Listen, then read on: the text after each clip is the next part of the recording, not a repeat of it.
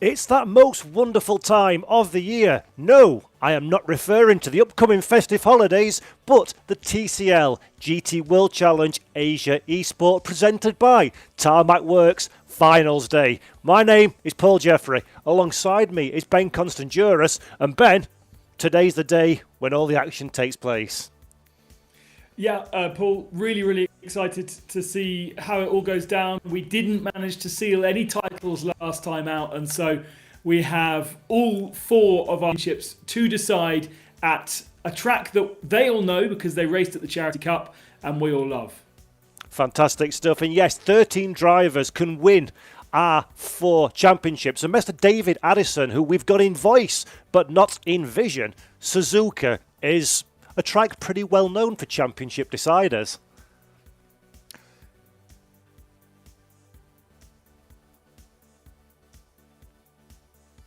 We don't seem to actually have David on the comms at the moment, but we'll come back to him shortly. But Ben, back to the Suzuka circuit for a moment if I can.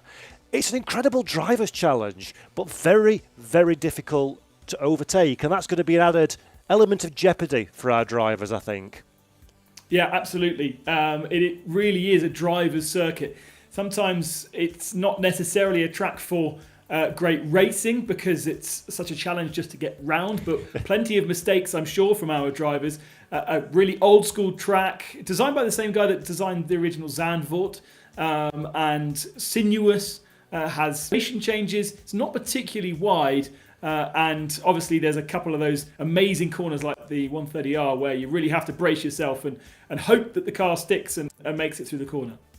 Yeah, it's a fantastic track, a figure of 8 circuit as well, so the circuit goes underneath another part of the track, and it's a venue that our drivers are familiar with. You indicated initially at the start of this broadcast, we did the one-off Charity Cup race at Suzuka, and many of the drivers that are taking part today have got experience in this sim against each other on that track. Is that going to give them an advantage? Is there anything they can take away from that they can use today? We're in a very different, especially for our real world drivers, than we were back when we raced the Charity Cup in August, I think it was, when a lot of the drivers from the pro category, the pro race drivers, had never really experienced sim racing before, were starting to find their feet, and so that was the Charity Cup was their first real opportunity to experience what sim racing is all about, how the car feels, and all the various processes that we have to go through. So I think the order that we saw then will be very different to what we saw now for the real world drivers. But for our sim pros, yes, familiarity. They've done the race before, especially with this pit stop that we throw into the mix, which isn't really for anything other than to add a strategic element and a bit of excitement for us. They will now know how to use that pit stop better to their advantage at Suzuka, which works best in terms of, you make that pit stop early, then you put yourself into traffic, and then you'll spend 50 minutes trying to get through that traffic. Or, like we've seen quite a few drivers do now, you wait really, really late in the race and make that pit stop right at the end. Yep, fantastic. Strategy always plays an important role in these races. And this is the final round, so let's have a look at the sim driver standings to see where the points allocation spread is at this moment in time coming into this final race. As you can see, we have got a leader in the Sim Pro Am series. Philippa Bukida having a fabulous season so far. She's one of 7 drivers that can take away the championship title today at the conclusion of this race at Suzuka. But in the Sim drivers, it's split into 2 categories. So we've also got the Sim Pro.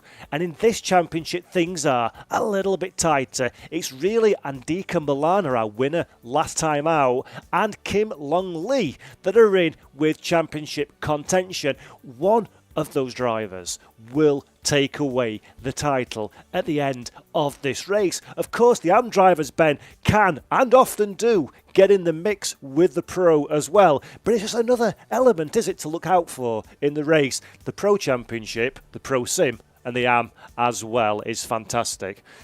Yeah, it is.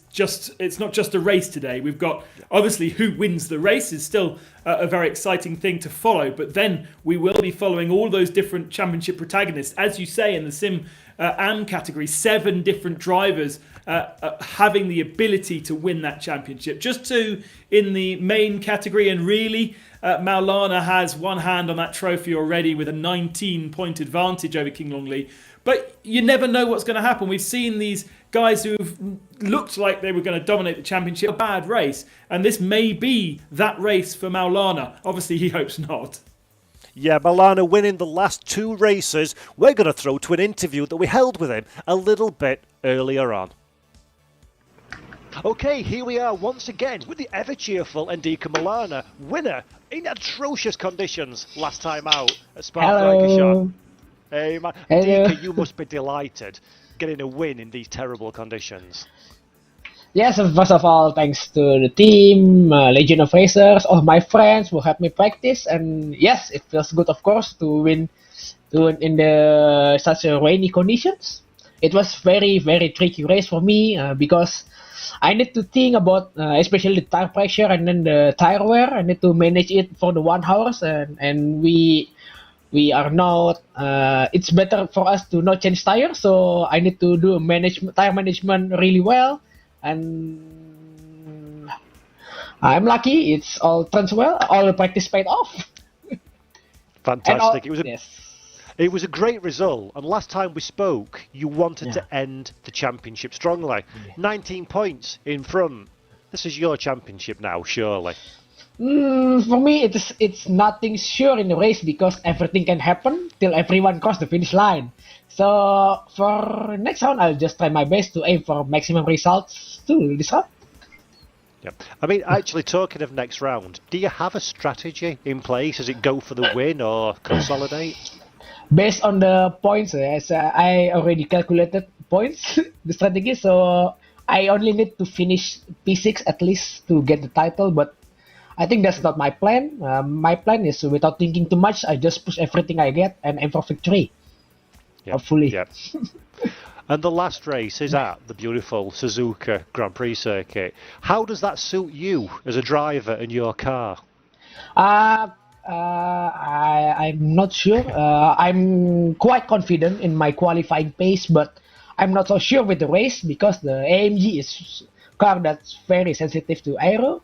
And I think this Suzuka is very heavily dependent on the aero, so looks like I need to make some compromise and adjustment for the race, but let's see. Fantastic. And personally, how are you coping with the pressure and the stress of being the championship leader in such a great series heading into the last race?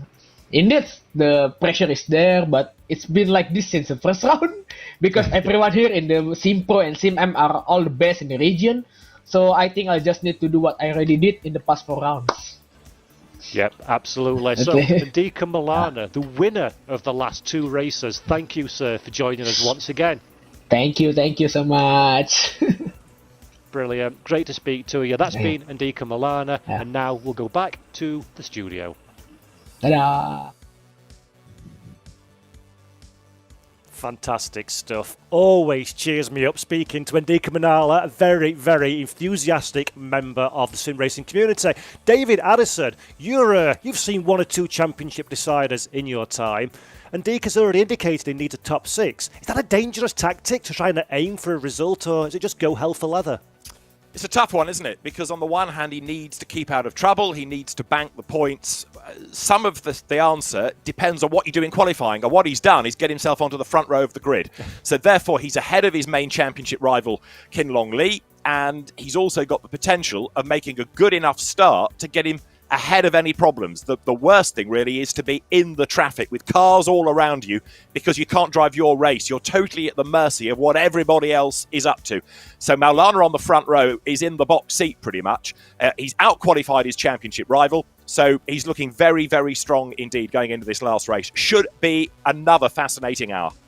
Fantastic. Thanks very much, David. And before we go to the track, let's have a quick look at the entry list from this final race for the Sim Pro Am drivers. Once again, we've got a fantastic selection of talent from around the Asia region. We've got a lot of names returning that we'll have seen in previous races, and of course drivers that have qualified to take part in this final round as well. Again, a lot of names there that you will recognise. It's great to see regions represented such as China, Japan, Korea, Australia, Hong Kong as well, amongst others. This is a packed grid of drivers, and just because we're saying Pro and Am, don't be confused with that being inexperienced or untalented drivers. The level of skill and speed, performance and preparation we've seen from these drivers so far this season has been absolutely fantastic, hasn't it, to see? Yeah, absolutely. They really have kind of flown the flag for Asian esports over the last couple of months. Obviously, from European perspective, we don't get a chance to see these guys competing quite as much because of the time differences, but they really are on the world stage with this competition. This is by far the biggest competition that any of these drivers will have competed in, certainly on ACC, and really they've impressed me hugely. Yeah, been fantastic stuff. And now I think all the pre-talking is over and we can go to the circuit where today dreams will be made or broken, as I hand over to the commentary duo, the dynamic duo of Mr. Ben Constanduris and David Addison. Paul, thank you very much. There is nothing quite like a championship showdown, and whether it's real or virtual, one thing is for sure, the pressure is very real indeed. As the formation lap gets underway then, it is Carl Peterson who is on pole position. Remember, he was the man that won our first championship round at Monza, and he's one of the AMs out of the Pro-Am combination of classes that you've got here. But Ndika Maulana, the championship leader, lines up alongside him. He's our only double winner, of course, of the championship season, and he really is looking very strong indeed. Kelvin Chen is the man that lines up third on the grid, with Philippa Boquida lining up alongside. Now, we're talking about championships, Ben. Pro is a two-way fight, whereas in the AM competition, it could be a seven-way contest. Philippa Boquida heads the AM contest, and she's the best placed on that grid. Ndika Maulana was slightly wrong in his calculations. Thankfully, we have a mathematical genius in our press officer, Tom Hornsby, who has provided us with all the documentation we need to work out everything with regards to championship. And actually, because Maulana has taken 2 victories, if he finishes 7th with Kin Long Lee taking victory, because Maulana has had 2 victories and Long Lee will only have had 1, Maulana will win the championship. So actually, it's an easier job than even he thinks to make sure that he's down in 7th. King Long Lee, though, has to win. Yeah. He does indeed, whereas you then start to worry about the battle between Philippa Boquida, Carl Peterson, Ryan Houlihan, Ferris Stanley, Terry Rayton, Mia Rose, Kelvin Chen, the 7 that go for the AM competition. So Carl Peterson in the box seat on pole position, and he is, 3 points behind Philippa within the championship. So the AMs, I think, possibly is where all the focus is going to come. Kelvin Chen here is another of those drivers who is a potential champion. So Maulana versus Longley is one fight, but the AMs could well take up centre stage altogether, couldn't it? Yeah, and let's explain a little bit about how those drivers have taken part. So the pros were invited by our organisers, but the AMs had to qualify through a hot lap competition to get through. Now the pros took certain vehicles away, so then that left the rest for the AMs. We've got, I think, basically 2 cars available from each brand, so that we get a nice brand spread across the whole of the race. And then the top 5 AMs were then invited through to the next round, and then the next round, the next round. If you dropped out of that top 5, or indeed didn't take part, you'd have to then re-qualify. So Philippa Boquida here, she didn't pre-qualify into this race because she was outside the top 5. So she had to go back into the hot lap competition in her McLaren and then qualify. So actually she's done a really great job, and that's allowed her also to have some real dedicated practice time, making sure she can nail a lap around here.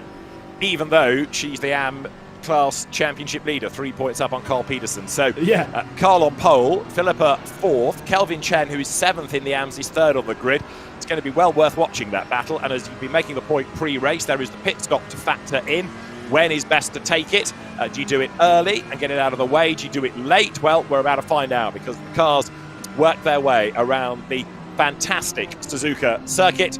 Beautifully as he gets himself onto the tail of Kelvin Chen as the cars head then now down towards the chicane, the Casio triangle, and they'll come out of the last curve up towards the timing line. We are just after 5:30 in the morning local time within the simulation for the game, and so it's going to get brighter and it's going to get hotter as the race wears on. So we're set to go racing then. The final round of the TCL GT World Challenge Asia Esports Championship, presented by Tarmac Works, set to get underway. For Laundry House, it is Carl Peterson on pole position, the white Mercedes of the leading pro in the championship. Andika Maulana lines up alongside. They'll have that long run down towards the first corner in a moment. The lights will flick to green to get this final round of the championship underway. It's another mighty field of cars set to do battle, and Carl Peterson looking to try to convert pole into the race lead. Up towards the timing line they rumble now. The lights will change, will they? Yes, we go racing, and a good getaway by Ryan Houlihan, who jinks out of the pack in the orange McLaren to try to jump ahead of Philippa Boquida down towards turn 1, but it's going to be Carl Peterson who hits the front. Boquida goes around the outside to gain a place at the expense of Kelvin Chen, or does she? Because she gets run out wide on the outside. Chen there in the Porsche goes up into 3rd place, then Kelvin Chen briefly 3rd, falls back behind Boquida, but up front it is Carl Peterson who leads the way. Andika Maulana, crucially though, Ben, is the leading pro. And looks like everyone got through pretty cleanly, but Yatlan Laura's got himself a drive-through penalty. That would have been for being out of position at the start, and there is yellow flags flying even now, so someone is losing positions at the tail end of the field.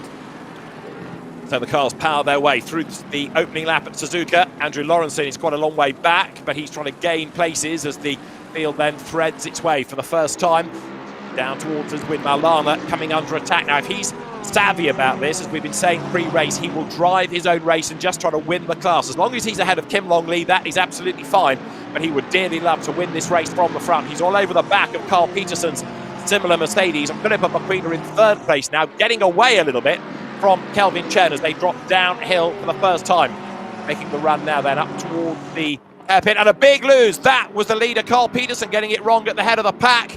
So Carl Peterson, yes, he's off the road in the background. He did lead, and he's chucked it away on the opening lap, man.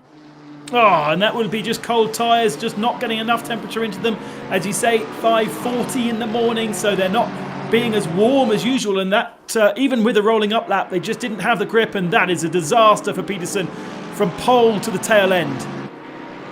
Well, if there's one consolation, it's that it's been done early, so he's got an hour to fight back just under. I wonder whether he'll come into the pit lane also and get that done now, and then he's got all of the strife out of the way. No, he's having another spin, a big slide there. It goes left, it goes right, it goes almost all the way around, but he ends up sitting in the middle of the road. and eventually he bails for the pit lane, and is that retirement for him? So Carl Peterson, wow, high drama on the first lap, all the hard work of pole position, and that was down to the driver, wasn't it? It was, absolutely. Maybe had his traction control turned off a little bit too much and just simply lost the rear end of the car, and I think out of frustration probably lost it a second time. But that does really... Well, we've seen people recover, but I think at this late stage in the championship, in this kind of class of field, it'll be very hard to do so. Just seen a spin as well from Yuki Shirakawa off the road, so lots happening. But actually now Andrew Lawrenson is on his toes there. Look, number 911 in the 911. He's been a race winner this year. Remember, he's another of the pros. Now, he's out of the hunt as far as the championship win is concerned, but he'd like a second race victory of the season. Andrew Lawrenson was the winner at Laguna Seca. We've had some great circuits: Monza, Laguna Seca, Silverstone and Spa before Suzuka. Brian Houlihan currently running in 6th place in the orange McLaren. He's crawling all over the back of Lawrenson. So you've got the two Australian drivers there running together, the McLaren to the inside line, but to no avail. Lawrenson sticks out his elbows, and just for the moment Ben hangs on to the place. Great racing at the start of this race, as we've come to expect from these guys. Nice and tight, nice and fair, not too many people making mistakes. We do have some drivers at the tail end of the field that have unfortunately got caught out, but they'll also be able to make their early pit stops, get themselves on an alternate strategy, and already 3 drivers, Shoesmith, Norman and Lowe in the pits, and Kevin Peterson actually in the pits right now.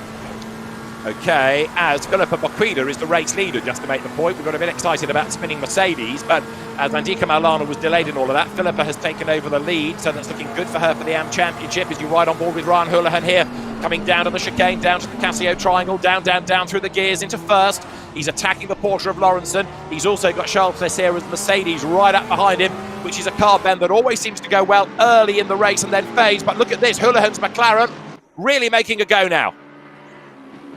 Good stuff. The McLaren always looks strong here, whether it would be in the European Series or in our Asia Series, and Houlihan's managed to do a lovely job there. And there was a Mercedes was trying to shut the door, but there was already a Porsche inside. So Lawrenson then loses a place to Houlihan, just about recovers to keep Charles Leclerc at bay, and then look who's behind him in 8th place, Kinlong Lee, but he's just not making the progress he needs to relative to Andika Maulana in order to win the championship. So Maulana doing it right from the front row, being perhaps careful, being conservative on the opening lap, but he's kept out of trouble, and that, as Carl Peterson will explain, is absolutely crucial right now. 3 more drivers into the pits on this last lap. Brett Maybury being one, Russell Reyes and Shakil as the 3rd driver. Brett Maybury, one of the fastest hot lappers in our series, has managed to qualify the last couple of races very as the fastest hot lapper, and obviously qualifying didn't go too well for him at the tail of the field, so decided to get into the pits, give himself some clear track to get his head down and get some fast lap times in. There's a drive-through penalty for number 8, Nico Nasty, for making contact on the opening lap with treble 7, Niranjan Kumar, the Lexus driver. In fact, yes, Nico Nassi, the Mercedes driver, making contact. So there's a drive-through going the way of number 8, Nico Nassi. That is there on the screen. Look, 15th place he runs for the moment. And of course, that drive-through then has to be supplemented by the regulation pit stop, doesn't it? Yes, absolutely. So he'll have to visit the pits twice. And just to make a point, drive-through penalty there applied by our human race control. Yes. And any kind of track limits infringements is implemented by the computer. Very good system in ACC that kind of allows you to run a little bit wide without punishing you straight away. It calculates how much time you gained by running wide, and if it's not too much, you get a warning. If it is too much, as Andrew Lawrenson dives for the pits, then you would get a drive-through penalty. An early stop for Lawrenson, interestingly, because he was kind of well up there and didn't seem to be being held up.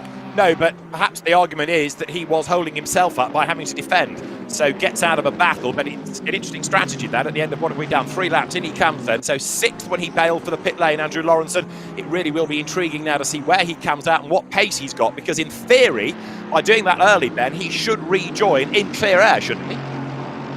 In theory, he should be the leading car that's pitted and therefore, yes, have clear air. Yeah. If anybody's managed to get in a couple of fast laps, then we might see what would be the undercut, I suppose, on him because he was squabbling. So let's see. He comes out the pits right this second and there doesn't seem to be anybody in front of him that has pitted. As you can see on the timing screen, 22nd right now. Maulana with a drive-through. Absolutely right. I was about to say it. Andika Maulana, a drive-through penalty. So, second in the race. There he is, the championship leader. And that is for causing a collision with Carl Peterson. It's another penalty applied by race control. So Peterson was off the road, but it wasn't a spin on cold tyres as we feared. There was an assist, says the race director, and a drive-through. Andika Maulana is the culprit of Carl Peterson's demise. So if we were being unfair to Carl for going off on cold tyres, apologies. Andika Maulana has a case to answer. Yeah, and that puts King Lon Lee kind of in the box seat, but sitting in 7th position. He's got some serious work to do. Maulana might go into the pits. He might fall to the tail end of the field. But King Lon Lee still needs to take victory. He's 7th in the race, but of course that would be 3rd in class, which would then become 2nd in class. But even if he's 2nd, he still would need, I reckon, Maulana to be outside that top 10 looking at points. So it's still advantage Maulana unless he bins it completely in the stress. Let's see. He's not yet served that penalty, has he? He's not yet come in, but the Mercedes from the Waco's Flip Table Racing squad, one of the best names that, of Kin Long Lee, goes over the line. So 7th in the race, but again, if it's a white background to the number on that graphic, it's a pro. If it's a red background, it's an am, and you get points in your class. So it's not as bad as first feared for Kin Long Lee. Yeah, good point. Charles Thethera is basically his target then. He sits 2nd, which would give him 76 points. And already Maulana on 77 if he doesn't score any today, which means Maulana would still be the champion by 1 point. So King Lon Lee has to pass Charles Thethera ahead of him. Interestingly, when we went on board with Thethera, he's on map 2. We've seen this all season. The Mercedes is thirsty, so they have to run at a slightly less optimum map so that they can get to the end of the race without needing to take fuel in the pit stop, which would be ultimately a longer and more punishing thing to do. So they turn the engine down so it doesn't quite use much fuel. It delivers the power in a slightly different way as well, and that should allow them to get to the end of the race. But that is a concern for all of our Mercedes drivers. Yuki Shirakawa, who's had his own spin, is also now being warned, causing a collision with Ryan Houlihan. Right now, Ferris Stanley, who had such a good run last time out at Spa, hustles on in pursuit of the number 94 Mercedes, the car of Zheng Yin. And this is Ferris Stanley's view. He's another of the Laundry House contingent. And the dual livery then, the Laundry House Miami Blue plus Ferrari Red, and it works well on that car as Filippo Boquida up front leads the way despite the penalised Maulana bringing down that gap. It's just so impressive from Philippa that, as I said at the start of the show, she did not qualify into this race because she was outside the top 5 in our previous event, so had to go through hot lap qualifying, had to use the car in which she already raced, so she had to be in that McLaren. So many limitations as Maulana comes into the pits. This looks to be his drive-through penalty, and then he will do another pit stop later on to complete his obligatory penalty. But yeah, so impressive from Boquida to get herself through in a very, very competitive hot lap situation, and now be at the head of the field. And look at those, all of the AMs, top 4 is all AMs now. It's fascinating, isn't it, to see how the AMs go, but also to understand the differentiation between them, because they're all sim racing experts. As you see, even the AMs are very, very good indeed. Right, back on track then is Andika Maulana. We need to see where that puts him relative to Andrew Lawrenson, bearing in mind that Maulana has got to do it all over again. So that was the drive of shame, if you like, down the pit lane for the penalty. Then he will have to serve the obligatory stop. We've had Shirakawa just make his pit stop. Brett Maybury, I think Ben said, had pitted very early on in the race. So green on that graphic means they've made the pit stop. Okrida now leads from Kelvin Chen, and they are both AMs. They're both fighting for the championship. There's almost 2.5 seconds between them, whereas this little battle pack lower down the order is for 6th place. Kin Long Lee coming under real pressure now from Mohammed Ali. First time out in that Legion of Racers Aston Martin, and Alif is doing a very impressive job, isn't he? Yeah, very, very strong sim racer across all the different platforms in Asia. Races on iRacing and I think Race Room as well. He's quite a good driver. But nice to have him with us. And as you say, P7 doing a really, really solid job. Now, I was looking at the tail end of the field because Shirakawa had come out in between Lawrenson and Maybury. but maybe has had an issue because the graphic is now showing Shirakawa outside that top 23. Yeah, 7 seconds. He's lost time on that last lap. So something's happened. But he came out within 3 seconds of Lawrenson. Brett Mabry's 5.3 back. And that's kind of our other battle at the moment for those that have pitted. Okay, there you've got Bank Tanatit with the Lamborghini coming up over the timing line. So Tanatit currently in 12th place. His next target being Honorina Raleigh with the Audi. Nose to tail they run as lower down the order there. Look, there are more squabbles going on. In 23rd place is Masatoshi Kaneko, another of the newcomers, if you like, through the hot lap. So he's done a good job to get into the race, and he is coming under attack from Jeffrey Conn with the Bentley, and he too is in his first outing.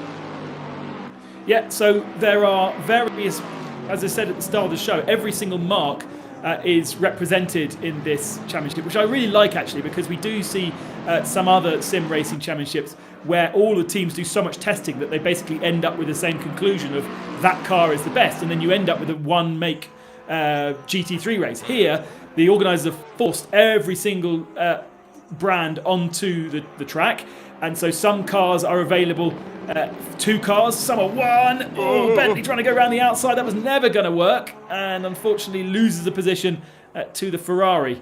Is that Shirakawa coming through? Yes, it is. I think it is, yes, after his earlier stop. So newcomer off the road, Jeffrey Conn, and he's now attacking once again on that Lexus number 50 of Kaneko. Of course, as different brands over the last few months have announced changes to their real-world motorsport programs in esports, it will be your only opportunity to see some of these cars perhaps in the future. BMW having a think about its future, Bentley scaling back as well. But in esports, GT3 will always be alive and well, seemingly, with this great variety of car. Now we've got another drive-through that I noticed had just been applied lower down to Russell Ray's, and this battle still rages on. So Kaneko battles as Bank Tanatit is another driver a little bit frustrated because the Lamborghini can't yet find a way past the best of the Audis, can it? No, not quite close enough here. Sometimes that chicane is an overtaking opportunity, but it's incredibly narrow. Once you're sitting inside one of these cars, I don't know what it's like in real life, but certainly on the sim, when you get to that chicane, you suddenly think, how am I supposed to be able to get this car through here? It just narrows up. The chicane is so tight. And it suddenly gives you a real, from the outside view, I find this generally actually, from the outside view, racetracks look very wide. When you actually go to them in real life, whether it be the back end of Brands Hatch or Monza is especially narrow in comparison to what you see on TV. And this whole section up here, this sinuous section of Suzuka, incredibly narrow, really very much one line, but TV pictures, whether it be in esports or real life, do make it much wider. So that's where the bravery of overtaking really amplifies when you realise just how little space there is to thread a car down the inside on a racing line as well without losing too much grip.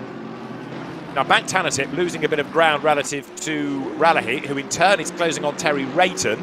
There you've got Ferry Stanley there in the Ferrari going through. Now he's getting himself onto the tail of Zheng Yin's Mercedes. That gap coming down, the lead gap, mind you, is going up, isn't it? Philippa Baquida is now 2.5 seconds to the good relative to Kelvin Chen, although their internet connection is not looking fantastic relative to Chen, so let's hope that's not going to be an issue. And in the Coupe des Dames, they're 1 and 3, aren't they? Philippa Baquida leads, and Mia Rose is 3rd.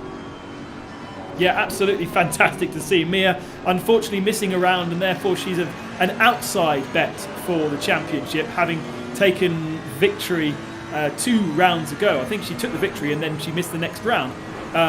Philippa Baquida we've seen throughout, and therefore she has the advantage, especially now that Carl Peterson had that spin and has dropped to the tail end of the field. Her next closest rival is Ryan Houlihan, and he is 4th, but whilst Baquida leads, nobody can touch her. No, that's right. It's advantage Philippa, absolutely. And the advantage that she's got over Kelvin Chen, who is the real outsider, 7th in AMS, that's now up to, 2.9 seconds. Mia Rose there goes through, but that's the race leader then. So Philippa Baquida at the end of the first quarter of the race, looking very strong indeed up front. And we did see this at Silverstone as well. I know there was contact in the end, and that usurped her from the race lead, but Philippa looked very accomplished up front at Silverstone in round 3 as well.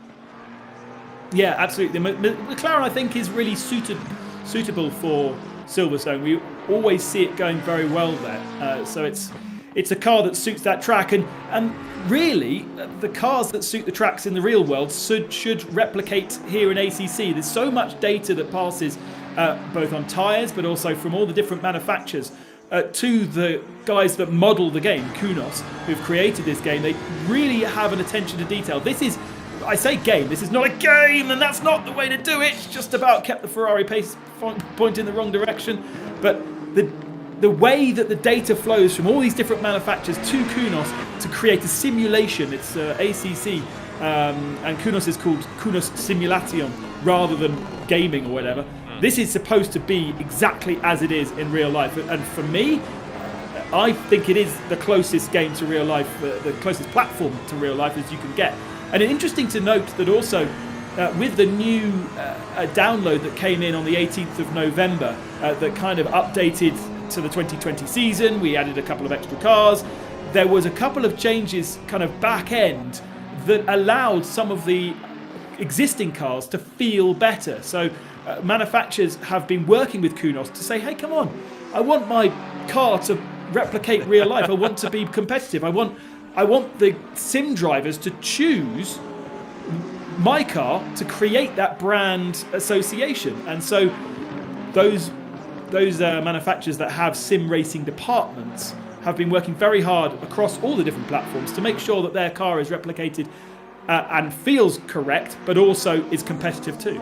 Yes, I was about to touch on that. You've got manufacturers now with a sim racing motorsport department. Ryan Duhon, one of the hot lappers, comes into the pit to serve a mandatory stop. Ferris Stanley, in the meantime, has got himself a little bit closer to Ying Zhen. Then he's pushing for 8th place as the cars wriggle their way here through the snake up towards the anti-banked curb and then towards Dunlop.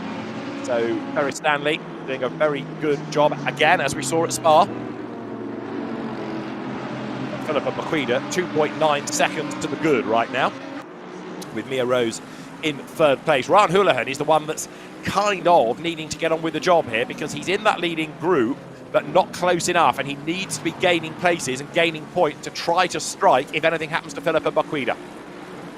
The other thing to remember is Andrew Lawrenson down in 18th position right now, but with the pit stop. Now, he's been able to lap quite a few laps in clear air, and his pace has been very, very good, equal to Philippa Maqueda. But on the last lap, as you can see, he had to get past Prix in 19th position now, and he's starting to find himself in the slower runners of our race. Now that is going to really compromise his pace, and that's why I think a lot of these drivers choose not to pit early, if they can, so that they don't fall into that area of, number one, it's the guys that haven't pitted, but number two, it's the guys that haven't pitted that are slow that they need to find a way past, and suddenly you're losing 1 or 2 seconds a lap. You can't keep the pace of our leader, and your advantage, your opportunity to jump the leader goes away.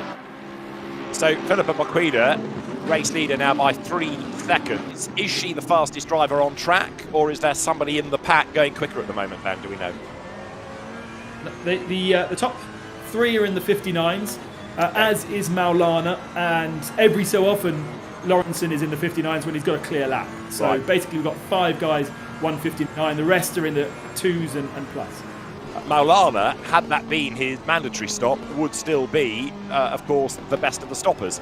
But it was a drive-through, so he's 14th ahead of Lawrenson, but he's got to serve the regulation stop, and therefore, at the second time of asking, will drop away down the field. He's in 14th place, and Andika Maulana still needing to push. Now, that, for the moment, puts him, 5th within the class, and Kinlong Lee is currently 2nd, so that would give him 76 points, and it would give Maulana 87. So he's still, for the moment, on target to win the championship. The fascination will come as to where he falls in class after the mandatory stop that Maulana must yet make. Yes, that's a good point. Although Maulana's pit stop would have been slightly shorter than a normal pit stop because he didn't need to be stationary in his pit box, and even though they're not actually doing anything in terms of tyres or fuel, there is kind of 2 or 3 seconds of stationary time in a pit stop. So probably his pit stop was 5 seconds shorter than it would have been because he didn't actually stop. He just drove through the pits. But there are quite a few drivers in the pro category that have taken their pit stops, and he may be falling behind the likes of Shirakawa and Law once he does do his regulation stop. But actually, it is only Lawrenson, Shirakawa and Law really where he could fall into. Yeah, Shirakawa may be less of a threat because he had a spin, so he's lost time as well. It's I'm the driver that's lost the least time, isn't it, out of that pro battle of the early stoppers. Terry Rayton goes through in the top 10 overall with the Lamborghini. That's the best of the Hurricanes right now as he comes down towards the chicane, the Casio triangle. Bounce over the curb, turn right, and then now out of the last curve, up over the timing line with Ferry Stanley, the driver that Terry Rayton is chasing after, and Stanley in turn is going after the red Mercedes there of Jin Yang as they dive down towards turn 1. Long, fast straight, turn in, and it just keeps on going that corner, doesn't it?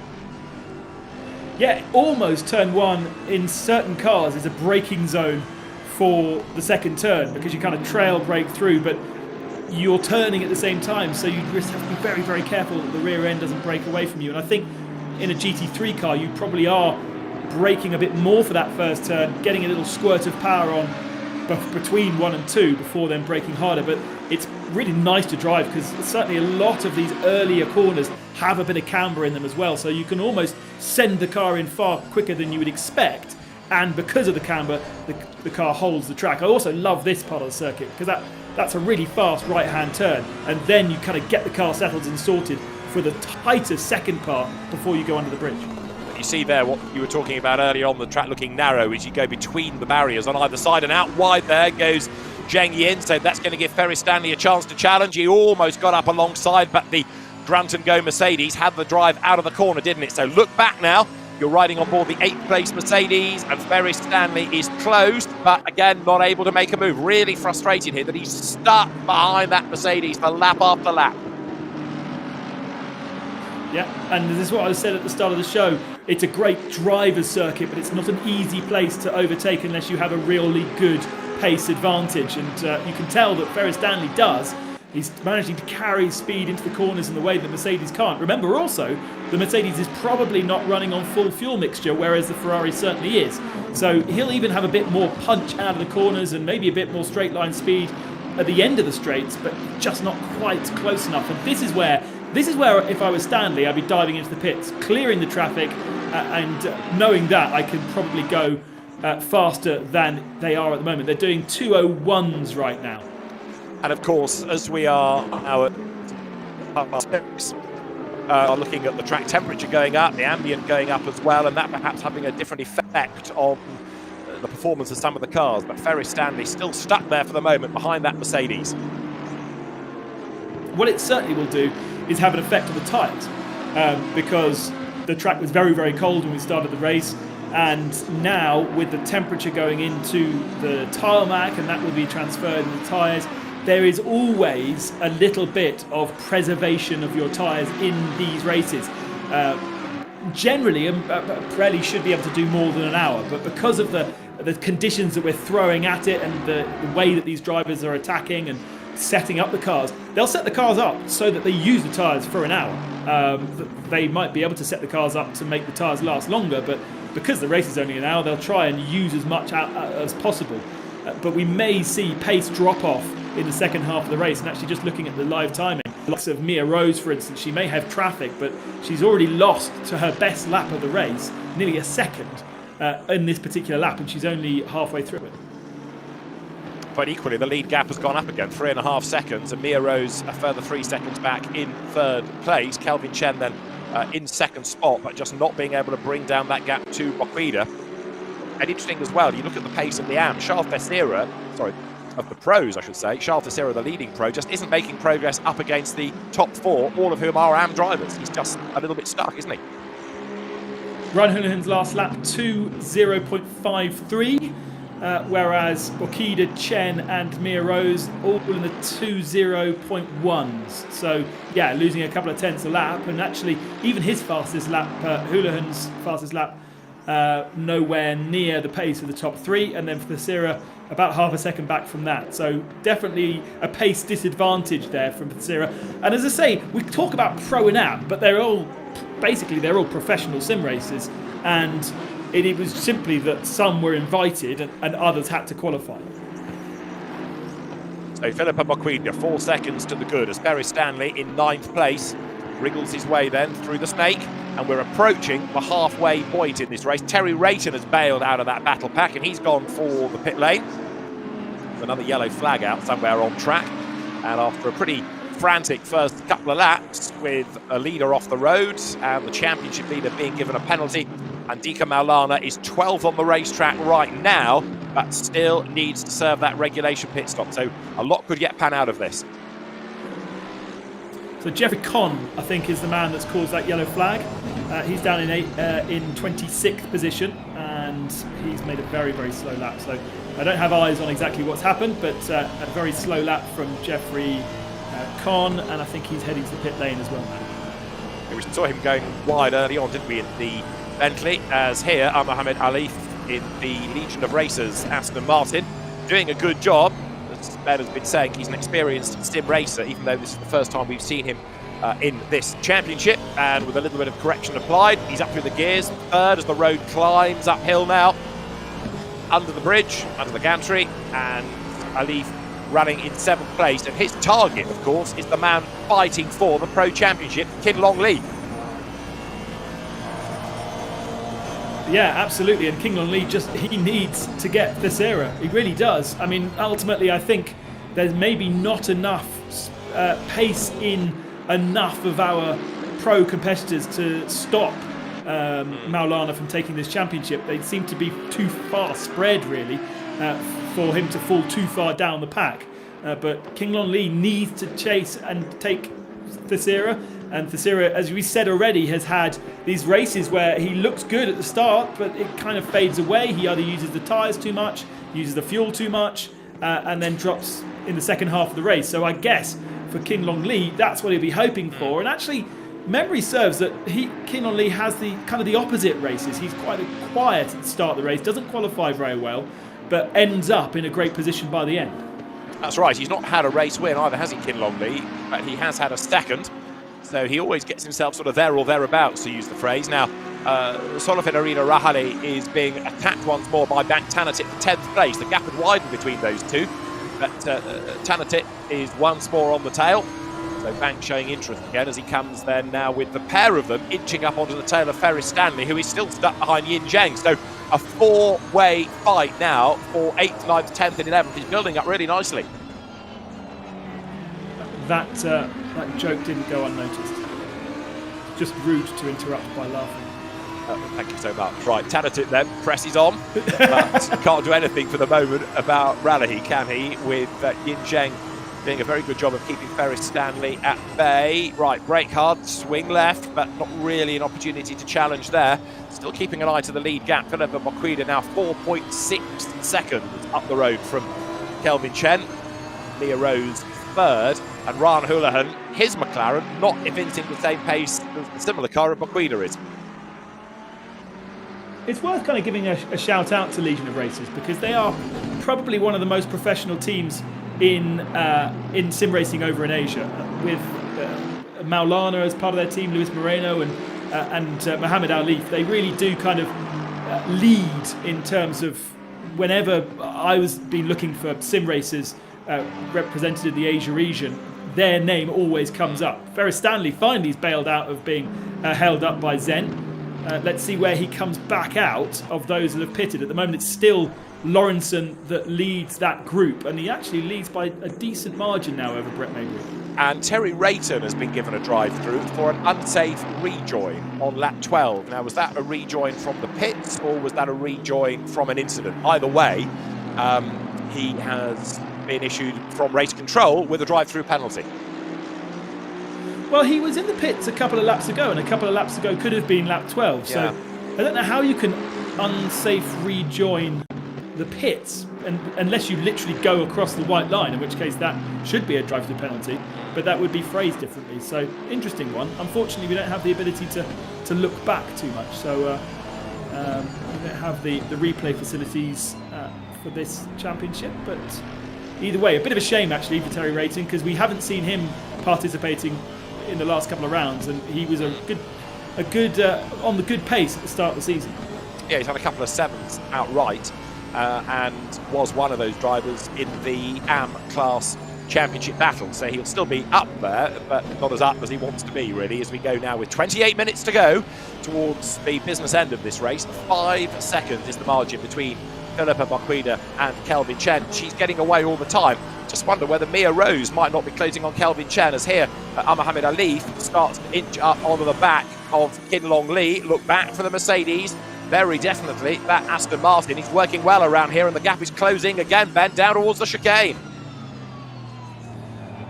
But just not such an easy place to overtake unless you really are alongside. Even if you show a nose and get a bit of an overlap, there's such a danger of the guy in front of you turning in on you that you just have to be so careful. And almost you need your competitor to have a big wobble through 130R to get the extra momentum to get down the inside.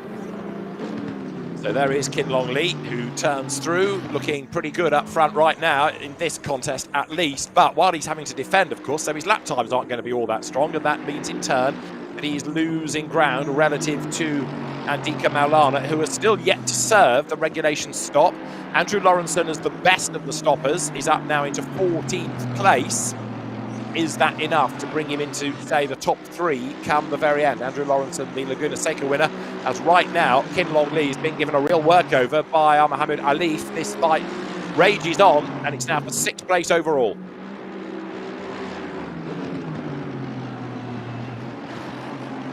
So Lawrenson's still holding on, and actually, as I said, that gap to the best of the pit stoppers has extended. But interestingly, at the moment, we're seeing Bank Tanatip come out ahead of him. Now, that might just be that the timing screen hasn't yet caught up, as we've got Andy Nang side by side for 12th position. And it's just up ahead where the Lamborghini may have come out ahead of them. So that would be very interesting if that is the case. No, now Bank Tanatip's moving further down. The timing screen just takes a little while to correct itself, so it puts Lawrenson back ahead. But he has a good advantage over Ferris Stanley, and that was actually Lawrenson getting past now. Right, so Andrew Lawrenson up to 11th place overall as Andy Gann goes through with the Nissan. Kind of home soil for the car, if you like. And the vocative liveried car goes through as Philippa Boquida is now in the traffic. So lapped car directly behind. What's the gap now? 5.5 seconds over Kelvin Chen. 25 minutes to go. This is looking very, very promising indeed. What better way to win a championship than to win the race outright? Proper dominating performance as well. Obviously didn't get the best out of qualifying to find herself on the 2nd row of the grid, but as soon as she's hit the front, her pace has been spellbinding. She's lap after lap one of the only people to be in the 159s. Every so often Kelvin Chen and Mia Rose are able to get into the 59s, but Boquida is so consistently inside the 59s. And, as you say, extending the advantage at the head of the field. Now she just needs to make sure she pits at the right time. But for the moment, why pit? Look at the traffic ahead of her. There is none. Yep, clear road, so the lap times are good. Ralahi has pitted in the meantime, as lowered down the order there. We keep Lau in the Lexus. Battles on. The Malaysian driver is 25th, going after Isaac Norman with the Kazan Motorsport Nissan. Great noise, both of those cars make. Proper booming noise that they make, as there is the Lexus then. But Andrew Lawrenson into the top 10 now. 911 Porsche working its way forward, helped in part by others serving their pit stops, but in other words, a lot yet to shake out of this race. I feel like we don't see that Lexus very often in real world GT3 racing. It's kind of a rarity, like the Honda. So there, Ukit Lau runs it wide over the curb, comes now down towards the Casio triangle up towards the end of the lap. 24 minutes still on the clock, and again he's got himself close, but not quite close enough to be able to have a real push for position now. Now, where is Maulana out of all of this? He is still pressing on and getting himself now further up that top 10 until the obligatory pit stop comes. But I guess he'll try and leave that right to the very end of the race, won't he? Houlihan comes into the pits, so that's 4th position, making a decision. Now, he came into the pits about 10, 11 seconds back from Boquida, as Alif also joins him. Now, this will be more interesting to see where Houlihan falls in and see how much Lawrenson has managed to pick up in terms of pace. I think Lawrenson is still going to be... I think Lawrenson's going to be ahead of these two, which will very much put him into contention. Maybe not for the victory, but at least for a top 3. Now, what do they need to do to the cars as the race wears on? Is there any change to an engine map that we know of as the temperatures rise, or can you pretty much go at the same pace on the same settings all the way through? I think the same settings, absolutely. Maybe we're not changing tyres, so you can't change the tyre pressures at all, and you shouldn't be needing to refuel. So the pit stop should be absolutely nothing for most of these drivers. It'll be down to the drivers making sure that they keep the tyres within the pressure window, the temperature window they need to, and they've got all the data on their dashboard, so they can do that. Push too hard, pressures and temperatures go up, then you start losing grip, you start sliding, that pushes the temperatures and pressures further up. So once you get out of that window, it can be very hard to bring it back. So really drive to your own pace, drive to the numbers. Maybe this could be Filippa Bakida's downfall. Maybe she's been pushing too hard and the tyres might say no at the end of the race. But for the moment, it's looking very, very impressive. Absolutely right. I mean, that gap, which perhaps echoes what you're saying about pushing so hard, is going up all the time, nearly at 6 seconds now over Kelvin Chen. Ferris Stanley is one of those that has stopped, so he is third of the stoppers. Andika Maulana is up into 7th place overall now, which is 4th in class. It's the class position, really, that's the fascination after he serves that regulation stop. And our leader's in. Filippa Bakida's brought her McLaren into the pits. Okay. Interestingly, the last pitter, Ryan Houlihan, came out behind Andrew Lawrenson.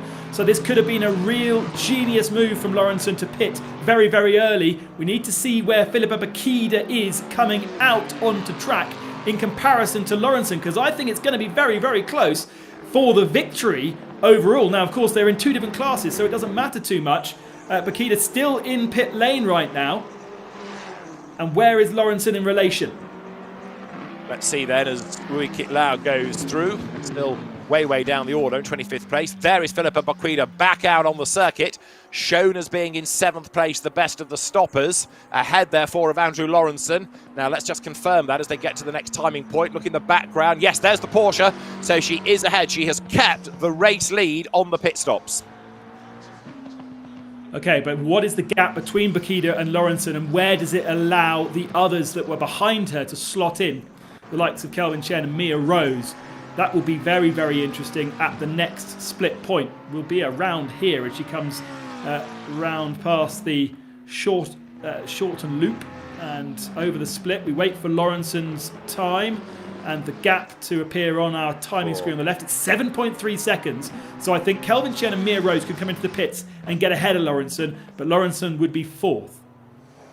And then what about Thesera and Lee and Zhang relative to Lawrenson when they rather pit? Because of course we're then thinking of that pro class situation for the championship for Maulana. So although Filippa Bakida looks like she's going to dominate the race, there's an awful lot that's going to pan out down in that pro category. Mia Rose up into 2nd place now. There she is after Kelvin Chen. 2 seconds is the margin betwixt the two. And then Thesera, Lee, Zhang, Maulana, the leading quartet within the pro category, with 20 minutes to go. We're into the last third of the race now.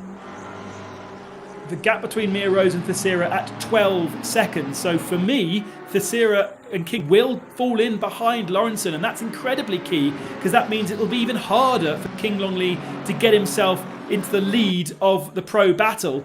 Lawrenson, for me, has definitely got that one sealed up right now. So once they pit, I think both of them, I don't think they'll go any further down. Maulana has the potential to drop further down, but I'm not sure it's going to be easy for King Longley to get himself the victory here with 20 minutes remaining.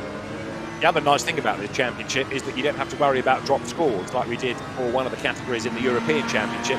I've never been a fan of drop score, but to the point. However, it makes it a good, clear fight all the way down. You do well, you get more points, you win. Pure and simple, exactly how it should be. The thought of you winning a championship by fewer points but winning on a drop score has always been an anathema to me. Now, right now, Andika Maulana has caught up to Ying Zhen, but has got himself stuck, and this means that he's losing pace, which he can ill afford to lose, Ben, relative to the pit stop. Well, remember, it was Yin Zhen who had a nice queue of cars behind him early on in the race, with Ferris Stanley being one, and eventually they've all bailed out of that battle and all gone into the pits, rather than being able to actually pass on track. Now, Maulana looks like he's got a lot better pace than Zhen, so it might be easier, and Zhen just runs a little bit wide through the first part of the spoon curve. Here's Ferris Stanley under attack. Oh, and contact as well from Alif, and into the wall. Unlucky for Ferris Stanley. Well, he might be able to rejoin from there, but it drops him down the field. And remember that he was coming into this race fourth in the AMP category, so that's bad news for him as far as the championship is concerned. And also, Mohammed Ali may well have a case to answer out of all of that. He may well be judged to be the aggressor, the guilty party. So the leading stopper remains Philippa Boquida, although actually, look at Andrew Lawrenson. He's a little bit closer. Over 7 has now come down to 6.5 seconds. So Lawrenson is not giving up, is he? As Maulana now pits, this is the regulation stop to get him out of the traffic ban. Yep, sensible thinking from Maulana. Knew that he was losing too much time behind Zhen and brings himself into the pits. That was the right moment to do it. How many cars is he going to drop back? Remember, we're not really concerned about the guys with the red numbers. It's only the white numbers as to how far he will fall behind. And I think he may fall behind 3 of them. He might be in the kind of the likes of Bank Tanatip. But in terms of the points for King Long Leaf, I think he would still, Maulana, be within enough points to take the championship, even if it's going to be a difficult one to take victory on. Okay, there he is. He rejoins. Maulana back out, so he will fall in ahead of Alif. That puts him into, what's that going to be, 10th place overall now. And Andy Gann, ahead of him, has yet to stop. So he's going to gain another place anyway, Andy Gann being a driver within the pro category. So right now, that's going to put Maulana 3, 4, 5, 6. He's going to gain a place back. So that's going to put him 5th in class for 87 points, and Kin Long Lee 2nd for 76. Maulana has still done this.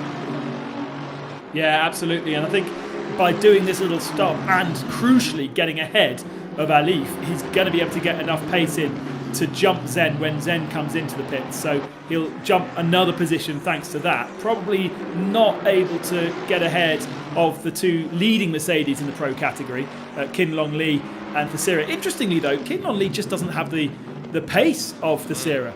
He hasn't been able to even really keep up with Thesira. Whether that's down to what fuel map they're using, and maybe King Long Lee is being a bit kinder on his tyres, and this is the moment where we'll start to see that with 15 minutes remaining. But for a man that's been battling in the championship, and of course he hasn't actually taken a victory in the championship, 2 second positions, it's not a completely dominant performance. As we go back on board with Maulana, just take a look at that small number 2 beside the gear changes. That means that he is still in map 2 and unable to use all the power of that Mercedes to keep enough fuel to the end of the race.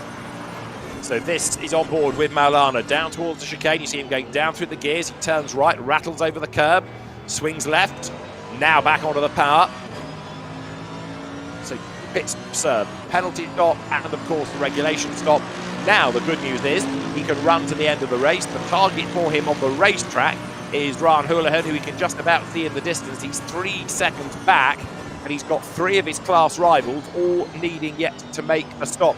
He might even be able to jump all 3 of them, given his natural pace. Let's find out then, because right now Charles Thesira, who's flattered to deceive really all season, hangs on to the class lead. But the best that Charles Thesira has had all season is a 7th place overall. Kin Long Lee, well, he's also been a driver yet to score a win, but has been a consistent racer, if nothing else. And right now, Andy Gann comes under attack from Bank Tanatip. Pace at the front is not particularly good right now. Kelvin Chen and Mia Rose are not really lapping that fast, probably because they've got traffic, but that is going to give more good news for Philippa Boquida, who at the moment is 6th, but she's the best of the stoppers and has a 6.2 second advantage over Lawrenson. So now into the pits. Was that Alif coming into the pits? No, he's already that was Kelvin Chen. So... That was Chen. Ah, yes, of course. So Kelvin Chen, the race leader, maybe that was one of the reasons why they'd been dropping time, because Chen was busy defending. But now he comes in. So Mia Rose to the top of the leaderboard. And she now is the race leader until she serves her regulation stop. Now she is 9:09, Mia Rose then goes through the snake up towards the so-called anti-banked curve and treats this like a qualifying session now with clear road ahead, trying to push and gain a place maybe when she serves the stop. Andrew Lawrenson, in the meantime, is in 7th place overall, the second of the stoppers, and although he's got the gap down a little against Philippa Boquida, we're talking hundreds and at best tenths, aren't we, rather than anything significant. This is a man that really should be in the fight for the championship, but having missed a round, unfortunately wasn't able to. Porsche versus Porsche.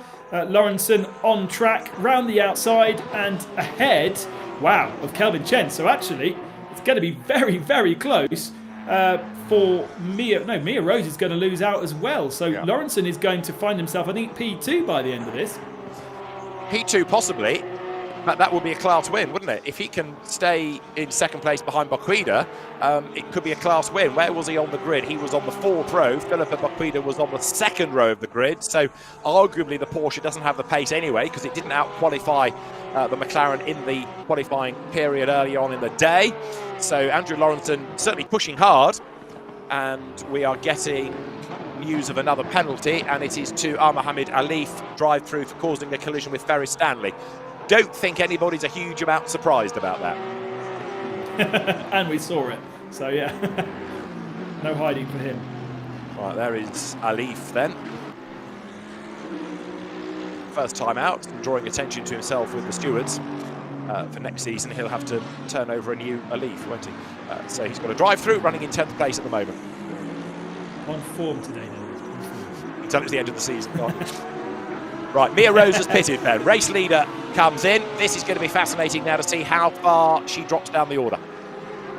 Not going to be a huge amount different to when we had... Oh, actually, we've got Kin Long Lee also in the pits as well. We saw Kelvin Chen only in the pits one lap ago, so trying to do the overlap or the undercut is not really necessarily going to work. Here is Chen behind Lawrenson. Well done to our directors for picking that up. Here comes Mia Rose coming out of the pit lane, and actually... How has she done that? She's going to have a huge advantage over the two Porsches. The Porsches now exit the final corner. You'll see them at the top of the screen, but unless... I don't understand how she's got that much an advantage over Kelvin Chen. She's actually jumped Chen from the pits. And Boquida. By a lot. She's ahead of Philippa Boquida. So... Oh, wow. She's now effectively the race leader because the two ahead have yet to stop. So, yes, that's...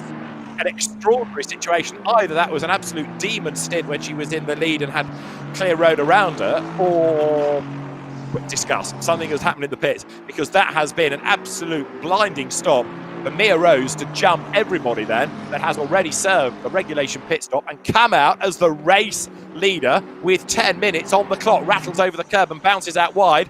Pressure might tell here, but Mia Rose, the best of the stoppers and also the leader in our unofficial Coupe de Dame into the bargain. I can't work that out because in theory all the pit stops should be exactly the same unless people have been taking a splash of fuel here and there.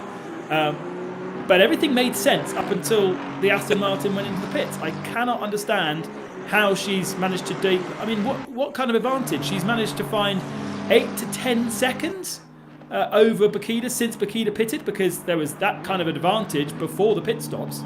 And Boquida's not exactly been in traffic. She's not being held up by slower cars. Mia Rose did do a couple of really good laps, but I can't work that one out. I'm going to have to go to somebody more expert in Discord to work that one. Right, I'll leave you to that. I'll just talk about the race. Ben can work out a strategy here. Andika Maulana, in the meantime, is busy trying to find a way up past Ryan Houlihan.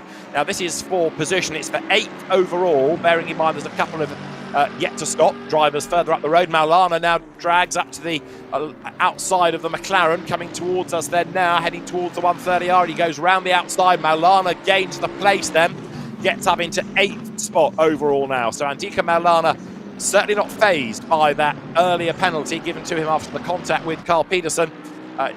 Maybe you could argue that that's not how you should win a championship, by being involved in an incident, but he has recovered from that penalty very well indeed. As there, look, Brett Maybury's Porsche clambers all over the back of Bank Tanatip's Lamborghini as they now hit the pit straight once more.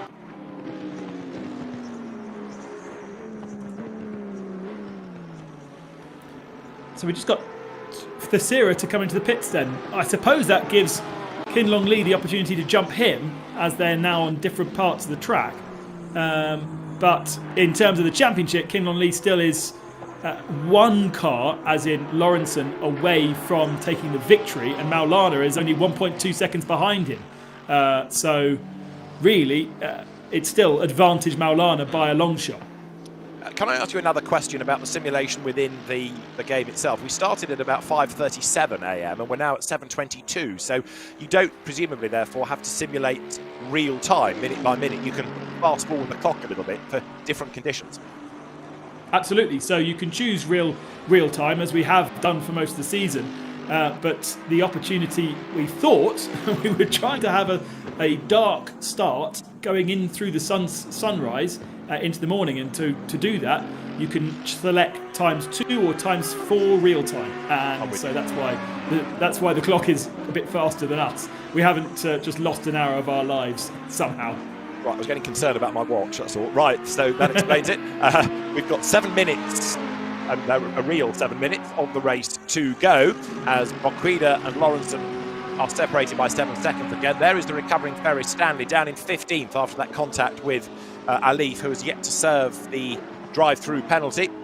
So good squabbles rage on all the way down the field, although Alif, you've got to say, is being a little bit reluctant to serve this drive-through right now. 7 minutes are on the clock, and Mia Rose effectively the race leader, but we need to see those other two Mercedes where they're going to end up once they have served the stop. Another one that's yet to serve that drive-through is Ralahi. That's been on the screen for quite a long time. Not sure in the regulations whether they have to do it within 3 laps, but Alif now comes into the pits. Generally in real world motorsport you do, but obviously in the world of sim racing we can do whatever we like. We are not constrained by anything. So some rules can be a bit different. It's kind of what I love about sim racing is the opportunity to innovate and play with something different, like this opportunity to have a pit stop without actually needing to change anything. You wouldn't really do that in real life, but in the sim world it just has really spiced up these hour races and given us an extra thing to think about and talk about. It takes me back to 1980s club racing, where you can get out the car, run round and get back in the game in some of the mini enduros. Now, Andika Maulana here has caught his championship rival. So not only is Maulana looking to win the title, he wants to secure it by getting ahead of Kin Long Lee. There was a 10th between them at the last timing point. Maulana now comes up to the outside, and he is right on the tail of Kin Long Lee. They are fighting here for 4th and 5th in class. Maulana is on target to win the championship, but he wants to make sure that he is as high up the order as he can possibly be, and to do that he wants to get past Kin Long Lee, who will go through the championship winless. Now Ralahi, who has yet to serve his drive-through, has been given a stop go of 30 seconds. There you've got the Mercedes going through. Yeah, so he did go into the pits and serve his drive-through, and I think that stop-go is for him speeding in the pit lane. Unfortunately, he's just collecting and collecting and collecting. Now, Maulana needs to be incredibly careful here and make sure this is a clean pass, because it would be very, very easy to attract the attention of the race stewards and get himself another penalty, and then that would be more of an issue for him. It would still require Kin Long Lee to find something like 10 seconds to get back onto the tail of Lawrenson, which I don't think he can do. But look at Maulana now into map 1, so he's saved enough fuel and he's now properly in attack mode, but he has to make sure this pass is a clean one. And he's got 4 3/4 minutes in which to do it. He doesn't need to do it. There's an element here of Maulana needing to pick his battles, but the racer in him, double winner this year, the only driver to win twice within Pro, wants to find a way by. In the AM competition, we've had a different winner every time out. That's set to change here, because Mia Rose leads Philippa Boquida. Both have been winners. Kelvin Chen third has yet to be an AM winner. But as far as Pro is concerned, you've got Charles Teixeira leading the race outright, but yet to stop. And he's running out of time with only 4 minutes on the clock, and Maulana now is all over Kin Long Lee like a rash. I think he should be more sensible. Oh, he's gone back down to map 2 again. That's interesting. So he's kind of using his map settings as like an overtake button. So he's switching it to map 1 when he needs that extra punch and power, and then switching back to map 2 when he doesn't feel like, especially through the first sector of the lap. There we go, back to map 1 to give him a little bit more punch down towards Spoon, when you could slotted up the inside, but he chooses against it. Where he can't overtake, he's switching back to map 2. So it does mean that he may still be marginal on fuel. And these Mercedes, I think we saw last time out, somebody cruising around to the flag because he'd run out of fuel. That's right. Because I was thinking about, as you were describing the engine map, like a push to pass, but he can't go and push to pass against Carl Peterson. So I'll rephrase that. You're right, it is like a sort of boost element. So it comes up now out of 130R down to the Casio triangle. Brake late. There is a gap on the inside, but he doesn't go for it there. Right, left, the right Series again. in pits, and Maulana was running. Sorry, not Maulana. King Long Lee was running with the Sierra before the pits. So let's see if the Sierra comes back out. Where is he? There he is. There he is. I think James in as well. Yeah, the Sierra's going to lose out to the two Mercedes and Ryan Houlihan as well in the McLaren. So that's not worked out. Once again, the Sierra's race unravels at the end. Yeah, again, absolutely right. He flatters to deceive, so that's going to put him into 8th place. And also, it will now confirm Maulana 3rd in class, Lee 2nd. Andrew Lawrenson's going to win Pro, seemingly make the point for the last time. That's enough to give Maulana the championship. So now, why go for it? You're not going to be able to win the race. You're not going to be able to win the class. You've done what you need to do, Andika. Sit tight, bank the point, win the championship. Don't make a mess of this. I mean, even if he did and gets another drive-through penalty or spins out, and even if he retires out of the race, King Long Lee still needs to win. And he's not going to do that because Lawrenson is strong ahead in his own piece of track. He does have Kelvin Chen 1.7 seconds back from him, but they're in different classes. So Lawrenson can be very, very kind of secure in his position, and King Long Lee's not going to touch him. So we saw Lawrenson take a victory, I think the first round of the Laguna, I think it was, that Andrew Lawrenson won. It was Carl Peterson that won at Monza with Joseph de Jesus, who we've not really seen since winning the Pro class, but he finished 3rd in the race. That was the real surprise, that the AMs came on strong so late. But we've got a minute and change on the clock, and Andika Maulana it is then, on his toes again, trying to find a way up alongside Kin Long Lee. He does not need to be doing it, but he wants to show the racer instinct in him, if it were in any doubt. Mia Rose, in the meantime, is still on target to win outright as they're up the escape road. Goes Raleigh, his Audi. That's one way of getting out of the way of the quicker cars, isn't it?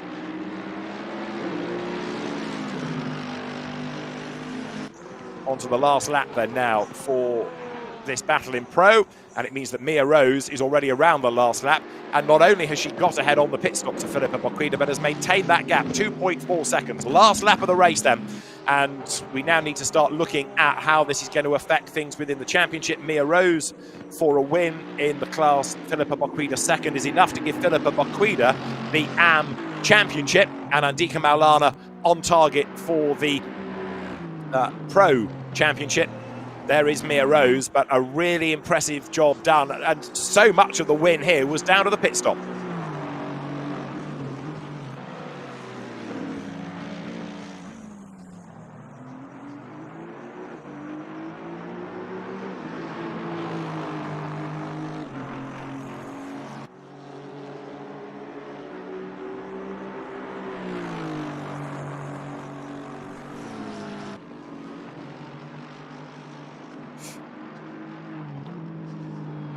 So there is Mia Rose turning through, and the Aston Martin looking good for the win. So female drivers first and second. There's always been a good history of quick, competitive female racers within GT racing, the likes of Lillian Brenner that won the Spa 24 Hours, Claudia Hertgen, very, very competitive GT racer. And we have the Coupe des Dames, unofficially heading the way of Mia Rose, but it is going to be a race win for Mia Rose and a championship win for Philippa Boquida then in this final round of the TCL GT World Challenge Asia Esports Championship presented by Tarmac Works. Mia Rose wins at Suzuka. Philippa Boquida wins the championship within AM, and Andika Maulana is going to finish in 6th place overall, but that will be enough to give Maulana the Pro Championship. He's going to have one last roll of the dice to try to get up alongside Kin Long Lee to make the pass as they come towards the line. He's not going to be able to do it, but that is enough for Andika Maulana to take the Pro category within the championship at the end of another fascinating hour. And Dika Maulana then it is who comes through to score the victory and to win the championship. But of course the pro class in the race won by Andrew Lawrenson after that very early pit stop. So great job done. Mia Rose, the race winner. Philippa Boquida second. Andrew Lawrenson third. Andrew Lawrenson wins pro in the race. And Philippa Boquida and Andika Maulana are new champions.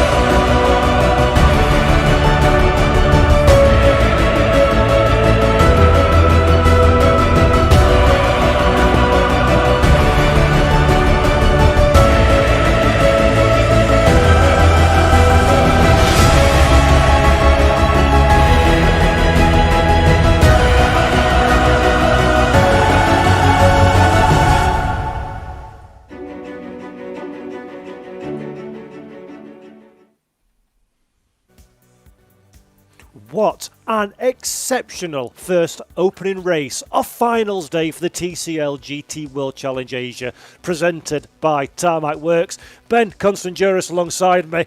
Incredible racing, and Maulana made that a little bit more difficult than it needed to be, but a great end result.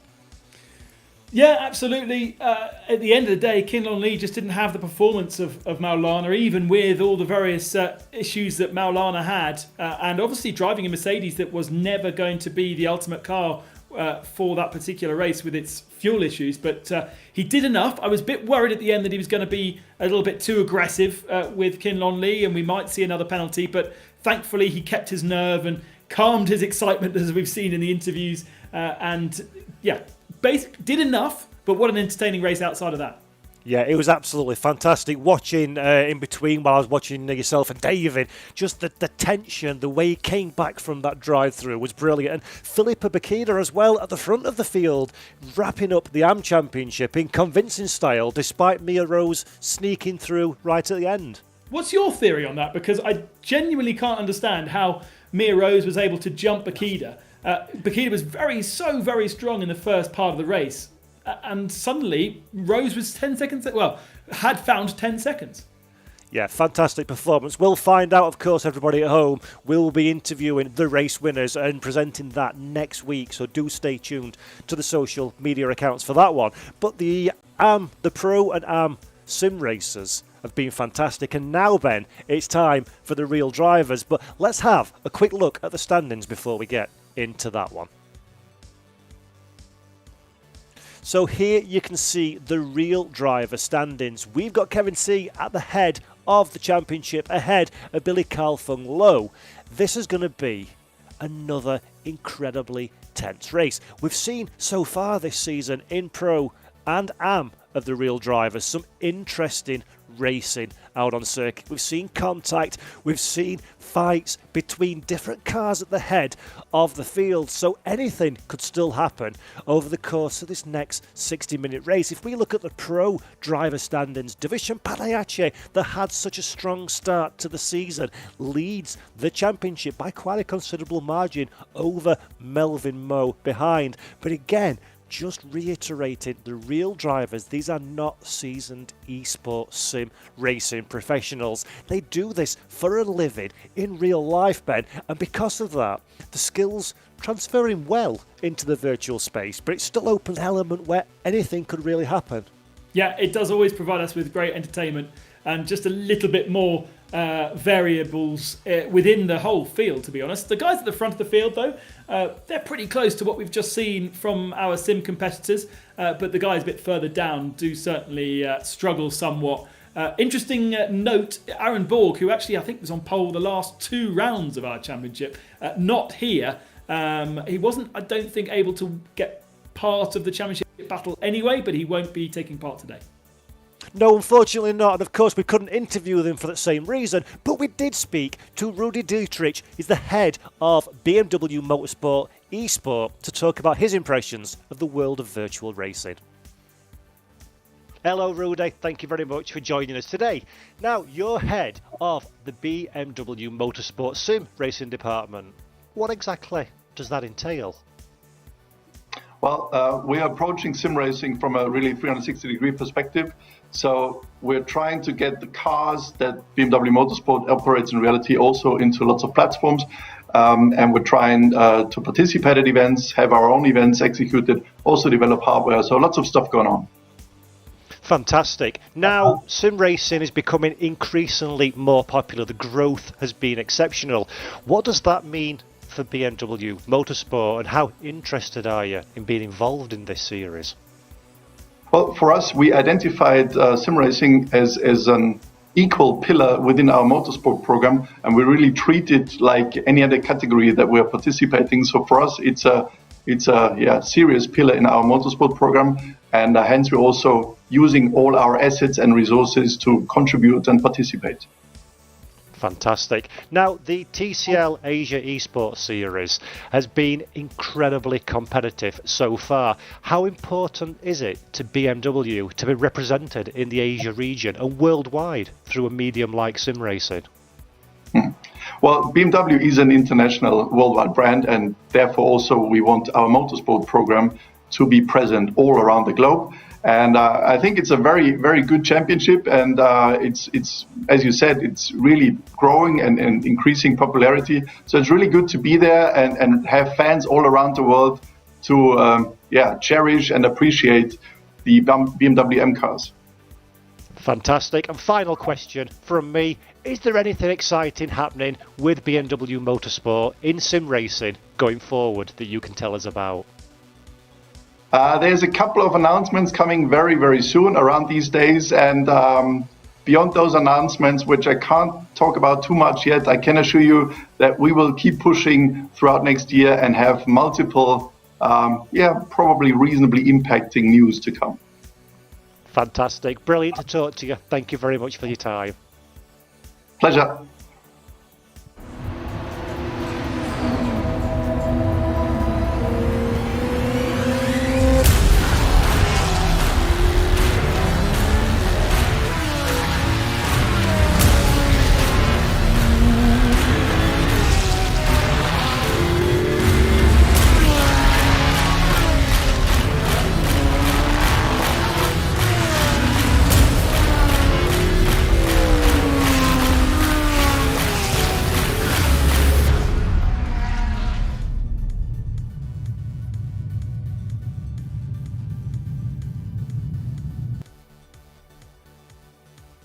And Ben, it is absolutely fantastic to see such a prestigious brand like BMW so heavily invested in the world of sim racing and esports from a hardware and a team perspective as well, isn't it?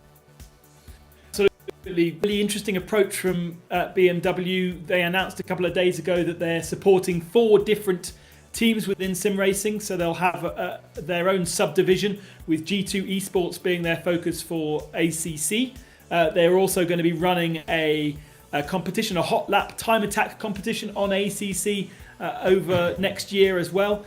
Really cool to see them kind of looking outside of looking at ACC as a platform to participate with. And of course, they have their massive Sim Racing Live event, which happened actually on Saturday. And they'll continue to push that further. And really, if you look outside of BMW, I don't feel like there's very many other manufacturers that have the same level of presence, a department of 4 or 5 different people simply working in BMW Motorsport on sim racing. It's really interesting.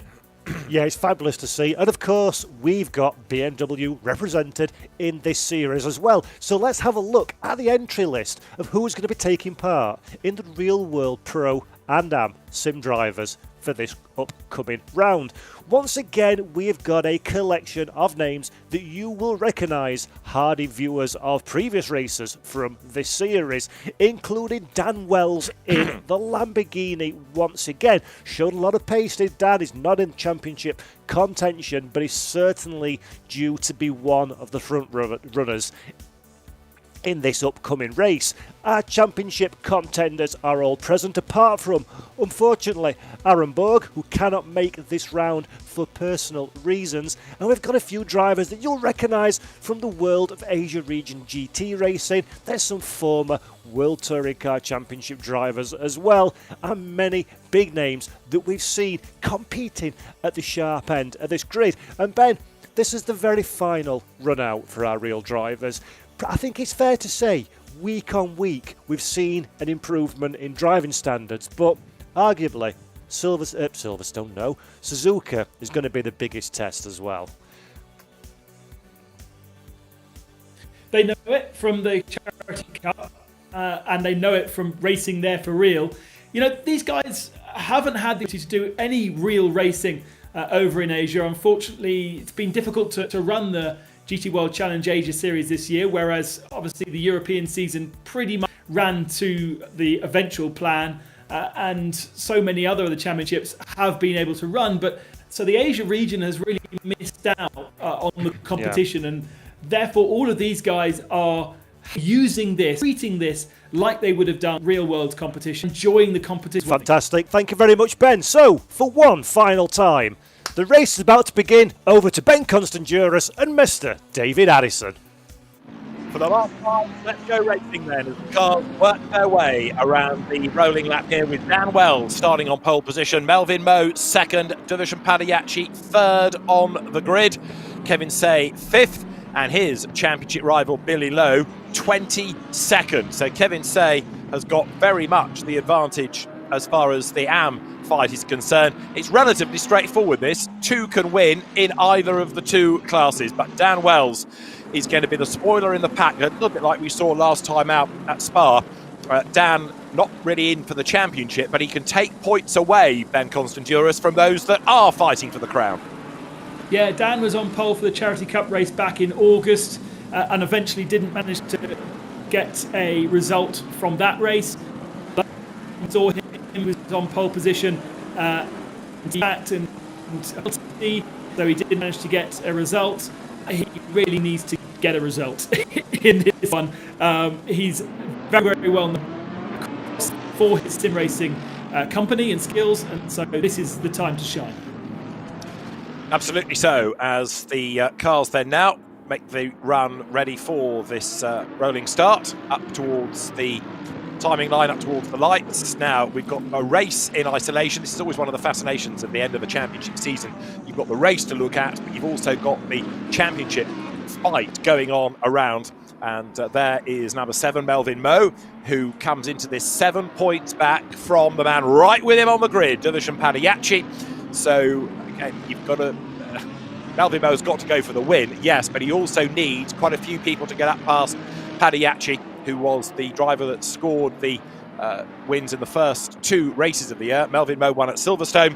It really is going to be very interesting indeed to see how it pans out between those two. Now we are at 5:45 local time within the simulation, so it's cooler temperatures and the light will improve, but of course track temperature will go up. And the guys were talking about how driving standards have been improving amongst our real racers. Well, let's see if they are famous last words, because quite often the first lap of the race has been a bit leery, and the man that seems to have copped for it time and time again is Chen. Fingers crossed he can keep out of trouble this time as they come up towards the Casio Triangle and we get set to go racing. This final round of the TCL. Well, I was just thinking that, yes, and hoping that wasn't really a big issue, that it was going to be more the way drivers' internet was working. But I think now they have got themselves in place, so it looks a bit tidier, doesn't it? The last round of the TCL GT World Challenge Asia Esports Championship, presented by Tarmac Works, about to get underway. Dan Wells on pole position, with him at the front, Melvin Moe, Darshan Padayachee, and then on the outside of the second row, Louis Pret ahead of Kevin Say, Matt Solomon, who went so well at Laguna Seca. Then you've got the Thong brothers, Sean Tong ahead of brother Jasper Tong. Kang Ling lines up 9th, Evan Chen is 10th. They make the run up towards the Rolling start now. Dan Wells on pole position in the Lamborghini. He's a little bit in advance of the rest of them. It's the race director going to be happy with that. Let's see, because the lights now go green and we go racing. Melvin Moe straight away moves across to defend from Division Pagliacci, and there's contact in the background with 2 cars, 3 cars involved. On they go. Dan Wells hits the front, and Pagliacci has dropped a place, has he not? Because Louis Pret up round the outside of him, so the Ferrari goes third.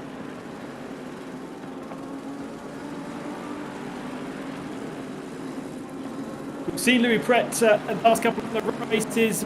He's the European series. Okay. He's setting his head down now. Nanling here off in the road. And Dan Wells leads the pack. There was more drama as well as the cars came up towards the snake for the first time. So they got around the first corner okay, and then a few more went off the road, but we'll pick those up as they're going through is Melvin Moe. Now the timing graphic has got a little bit distorted because they are shown as being a long way down the field. They are, of course, 1 and 2. So something strange has happened within the system. Up they come then towards the Dunlop corner, and Melvin Moe trying to get away from the opposition. But Pagliacci, look, has dropped back into 5th place. So ignore Nan Lin. I think it was him hitting the wall that rather confused life. So Division Pagliacci is 5th. That means he's dropped places. Now, Matt Solomon is one of the AMs, and he's all over the back of Louis Pret. So you score points in your class. So even though Pagliacci has lost a place to Solomon, that doesn't affect his points haul. What it does mean, though, is that he's not close enough to the pro category to fight for position right now. So Louis Pret storms up towards the 130R corner. Dan Wells leads the way right now within 2nd place. Melvin Moe there, up on the inside goes Solomon, and that oh so nearly forces Louis Pret wide and off the racetrack. Solomon tries to come up to the outside line now, look, as they drop down towards the chicane. But Matt Solomon then, the former Carter Formula 3 racer, China GT star, up behind European Ferrari champion Louis Pret as they come to the line. But Dan Wells leads the way at the end of the opening lap of the race. Pagliacci needs to be super careful about those two fighting each other. Where is Pagliacci gone? He's falling further and further down the field. Is he in the pits? Or has he made an error? We wait for the timing screens, but something up with Pagliacci there. Well, yeah, he made an error. Yeah, he ran wide at the first corner. His internet's not good again, and it was the internet that spat him out last time, was it not? Have a look at that little yellow graphic. That's already on lap 2 of the race, looking pretty unstable. And it was a disconnect that was his retirement in the last round. So I wonder whether Pagliacci is struggling in that respect as well. But you're right, he's been losing place after place on the opening lap. Yeah, he was tucked right behind that battle between Solomon and Pret, and I wonder whether he got caught out, because I was saying he needs to be careful not to get caught out by them because they were squabbling so hard. But unfortunately, he then didn't reappear on the next camera shot and has dropped down to 8th position. So there he is, the black machine, and he's got another 3 cars squabbling ahead of him. This is this problem that we've been talking about all championship, about trying to keep out of trouble or bank points. You think, well, I'll just avoid a battle here and not go off, and then suddenly you've lost 2 or 3 places and you're in this really nervous state of racing. So now Division Pagliacci needs to regroup and he needs to focus on the job in hand. So he's running 8th, which is 6th in the class, and that would mean that he would lose the championship to Melvin Moe by 3 points as things stand. So he's got to get a wriggle on here and buy back at least a couple of places. Plenty of time left, though, only 5 minutes into this race. I think Dan Wells, for the moment, has control of this one, and Melvin Moe, in his position of the championship, needs to be careful not to get involved too much with Dan Wells, and, you know, can let him scamper off into the distance. Doesn't necessarily need that win, although Moe comes into the championship 7 points behind, so he is the man with the pressure, I suppose, more than Pagliacci. It's knowing when to hold and when to fold, isn't it? Now there, 999 is Billy Lowe, and he has got to get on with this because he is currently running 3rd in class, but he's a long way down the order, 14th, whereas his championship rival, Kevin Say, is 5th. So Lowe has got a huge amount of traffic to have to work his way past.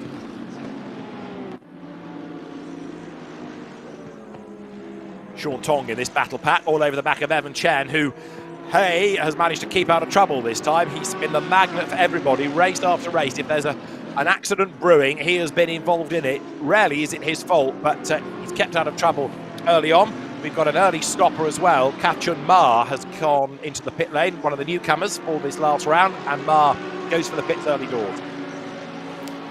Yeah, so Taniguchi, I think, was the second man that we saw in the wall on the start-finishing straight. He's retired out of the race, and then Douglas Koo, Ine-chan An, Hideyoko Yasuka and Matthew Marsh, I think, all went to the pits on lap 1. Whether that was a strategic thing or whether that was because they had damage and got caught up, I'm not sure. But another sort of sad result for Matthew Marsh, who we've enjoyed watching, and he's had glimmers of pace for his team Laundry House, but unfortunately is at the tail end of the field right now. One that has stopped early also is Antares Ao with his Porsche, former Carrera Cup Asia racer, as their Tong gets through the traffic. So Antares Ao is 23rd. That's the leading stopper early doors. Now, where's Padiachi got to? He's still stuck in 8th place, as there Louis Pret comes under attack once more from Matt Solomon, who lines up for the inside at 130R. Can't do it there. You've got to be so brave to make that pass and make it a good one. And Matt Solomon couldn't quite do it, so he slots back in as the cars dive down towards the Casio Triangle. I'm surprised that he's even trying there. I think I would be staying under the rear wing of the car in front if I've got enough downforce to run that close, and then trying to attack in the braking zone of the chicane. I think there would be more probability of making that pass stick than going up the inside of a place where there isn't really a braking zone. Now, Dervish and Padiachi had a coming together on the opening lap with 67, which is Jasper Tong, and Tong is being given a stop-go penalty of 10 seconds for causing that collision. So that's part of your answer as to where Padiachi had gone to. There was an incident. It wasn't necessarily his doing, but he was on the wrong end of a nudge for the BMW of Jasper Tong. And he's crawling over brother Sean now, trying to find a way through. Very close to the rear end of that Audi, just at the bottom of shot. Evan Chen was the man who took victory in the Charity Cup race in August here, and actually, for me, should have really been in the championship fight, but had a couple of issues, massive crash at Silverstone, and that is why he's not been able to really stay in the championship hunt. But in terms of pace, outright pace, he's one of the best ones out there. Go along with that, but Dan Wells, who is a very accomplished driver, Dan who's raced pretty much anything there is to race in the Asian market, having run out of funds in Europe, he leads the way, 1.9 seconds to the good. But after racing as far as Formula Renault in the UK, he went to China, won in Formula Pilota. He was the Asian Formula Renault champion. He's raced in Asian Le Mans, he's raced in Chinese touring cars, GT4, Formula 4, Lamborghini Super Trofeo. Not bad for somebody that started off washing dishes in the family's roadside restaurant, but a really handy racer is Dan Wells. And while it's great to see him doing so well in the Asian market, Ben, it's a shame, in a sense, that he's not better known in Europe, because he'd be a big asset to a GT team in European racing. Yeah, absolutely. But making his business known over in Asia, and I think he was over. The reason why he missed a couple of races was he was over in Europe during the kind of autumn time, driving for certain teams and doing some testing. So has still got interest in Europe, although his sim building business from Europe to Hong Kong and Singapore. Well, now he's putting money where mouth is, so to speak, both as a driver and as a sim person, because he leads by 2 seconds. He's getting away from Melvin Moe. Now, Kang Ling has been another driver this year who has been there or thereabouts. He's had a second place as his best result of the championship season, which came at Silverstone. What can he do now to find a way past Dervish and Padiachi? Well, Padiachi cannot afford to give away places, can he? It's amazing how different their racing lines are going up through the S's there. Very different lines taken from the Mercedes and from the Audi, and actually all of these 6 cars that are queuing up behind. They're not queuing up behind Evan Chen, they're coming up behind Kevin C, I think. So it's C that doesn't seem to really have the pace right now. And he is second within the AM class, as you rightly say. Yes, he is the cork in the bottle, isn't he, in the Mercedes then. So 38, Kevin Day for Craft Bamboo Racing. Somebody who started off racing in Europe, in fact, in the German Volkswagen Polo series in the real world. But he is now significant in a sense in all of this, because he's second in the AMs. He's the cork in the bottle. He's losing touch with the leading quartet. And of course, Padiachi is stuck in that second wave. So he can't make progress forward. And that means, Ben, that he's losing time relative to championship rival Melvin Moe. Yeah, exactly. So Melvin Moe in second position picks up 73 points right now. whereas Pagliacci is 6th in class, correct me if I'm wrong, and that would be 70 points. So Mo would still have a 3-point, would take a 3-point advantage, but it would be very, very close between the two of them. Darrell Young with a stop-go penalty, 10 seconds, so he's been a very naughty boy as well, down in 14th position. That was for an incident with Aaron Lim in the BMW, as Evan Chen gets through the traffic, coming over the timing line. So we've got drive-throughs coming now for, who is that? Number 63, Hang Min. He's got a drive-through. 10-second stop-go for Darrell Young. Division Pagliacci goes through, still running 8th on the racetrack, 6th in class. Still not enough to take the championship. And life is tough because he's got other pro drivers ahead that he needs to find a way past. So the BOP is such that he can't really get close enough to attack right now. All of these penalties, by the way, are going to be helping Billy Lowe, who's at the moment 4th in class. He is the only championship rival in the AM category to Kevin C. And 2 cars will be removed out of his way, including one of his AM rivals. So that will put him up into 3rd in class. He does need to get ahead of Kevin C to have any chance of taking victory in the championship. And there's a lot of pro cars between him and C. But while C is holding all these guys up, Billy Lowe may be able to join the party. At the moment, he is actually caught up behind Darrell Young, so he could do with Darrell taking that penalty as soon as possible. Indeed so. Jasper Tong has just gone for the pits as well to get his 10-second stop-go out of the way.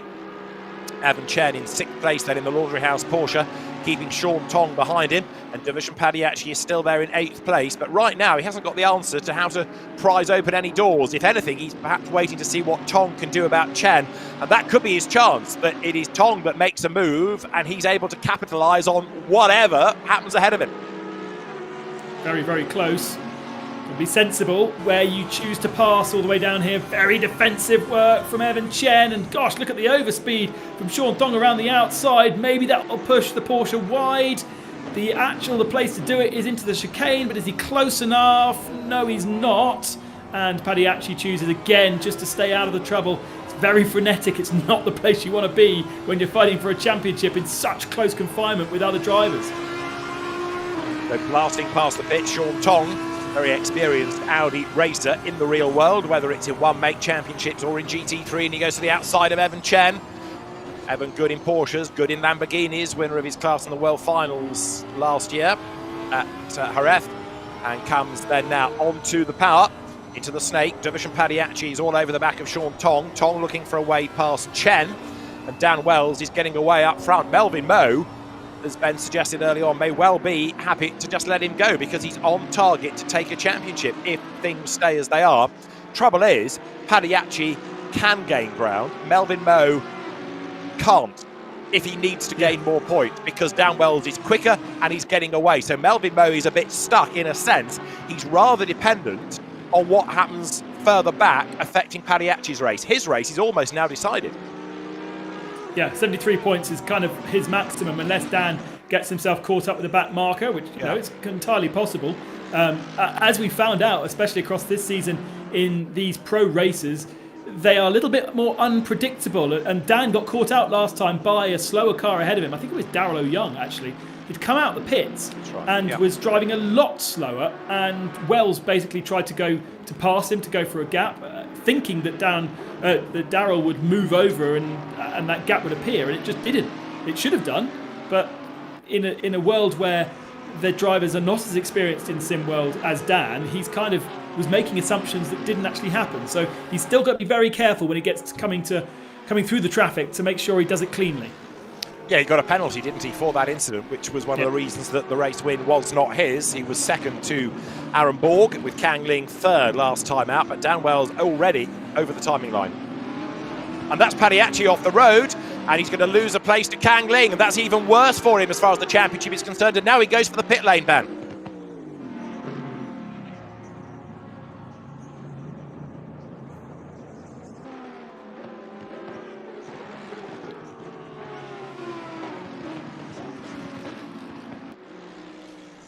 So, Division Pagliacci down the pit lane. I'm afraid Pagliacci's race unravelling a little bit here. He hit that brake board as he came into the pit, so problems for Pagliacci continue. Now we need to see where he's going to be when he comes back out.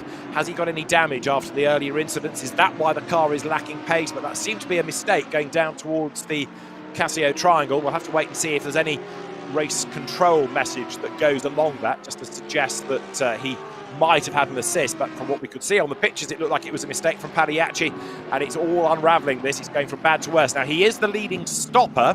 Where is that going to help him, if at all, late race? Well, let's just wait for the timing screens to sort themselves out, because sometimes they're a bit slow.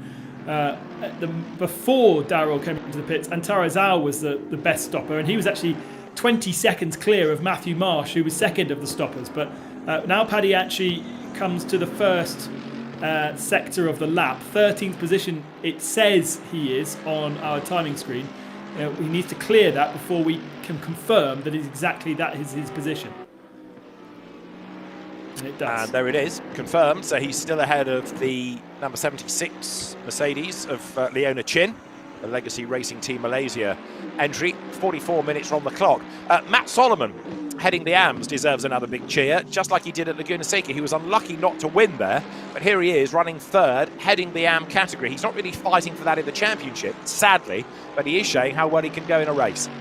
Yeah, and unlike we saw in our sim category, the AMs and the pros here have been decided by the organisers rather than the AMs qualifying through. So very much a more stable grid. And I guess it's kind of been decided on the amount of experience on the sims that these drivers have had. Here's Evan Chen. On the inside of Sean Tong, that's Tong trying to get the place away from Evan Chen.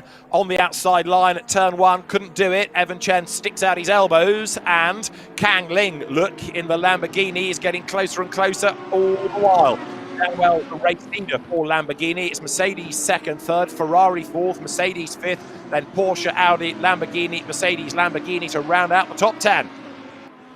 Yeah, and these guys were stuck behind Kevin C for a while, but it doesn't look as though it's now Evan Chen who's more of the cork than Kevin, who's maybe turned his fuel mixture up, maybe not saving as much fuel. Remember, just like we saw in the sim race, these guys will also in the Mercedes need to save fuel at certain points to get their cars to the end. So that is Melvin Moe, that's Matt Solomon, that's Kevin C, and they may choose not to and therefore have a longer pit stop by refueling the car. That's the other way of doing it. Use a bit too much fuel, because we know that they've got to do a stop, and then actually refuel.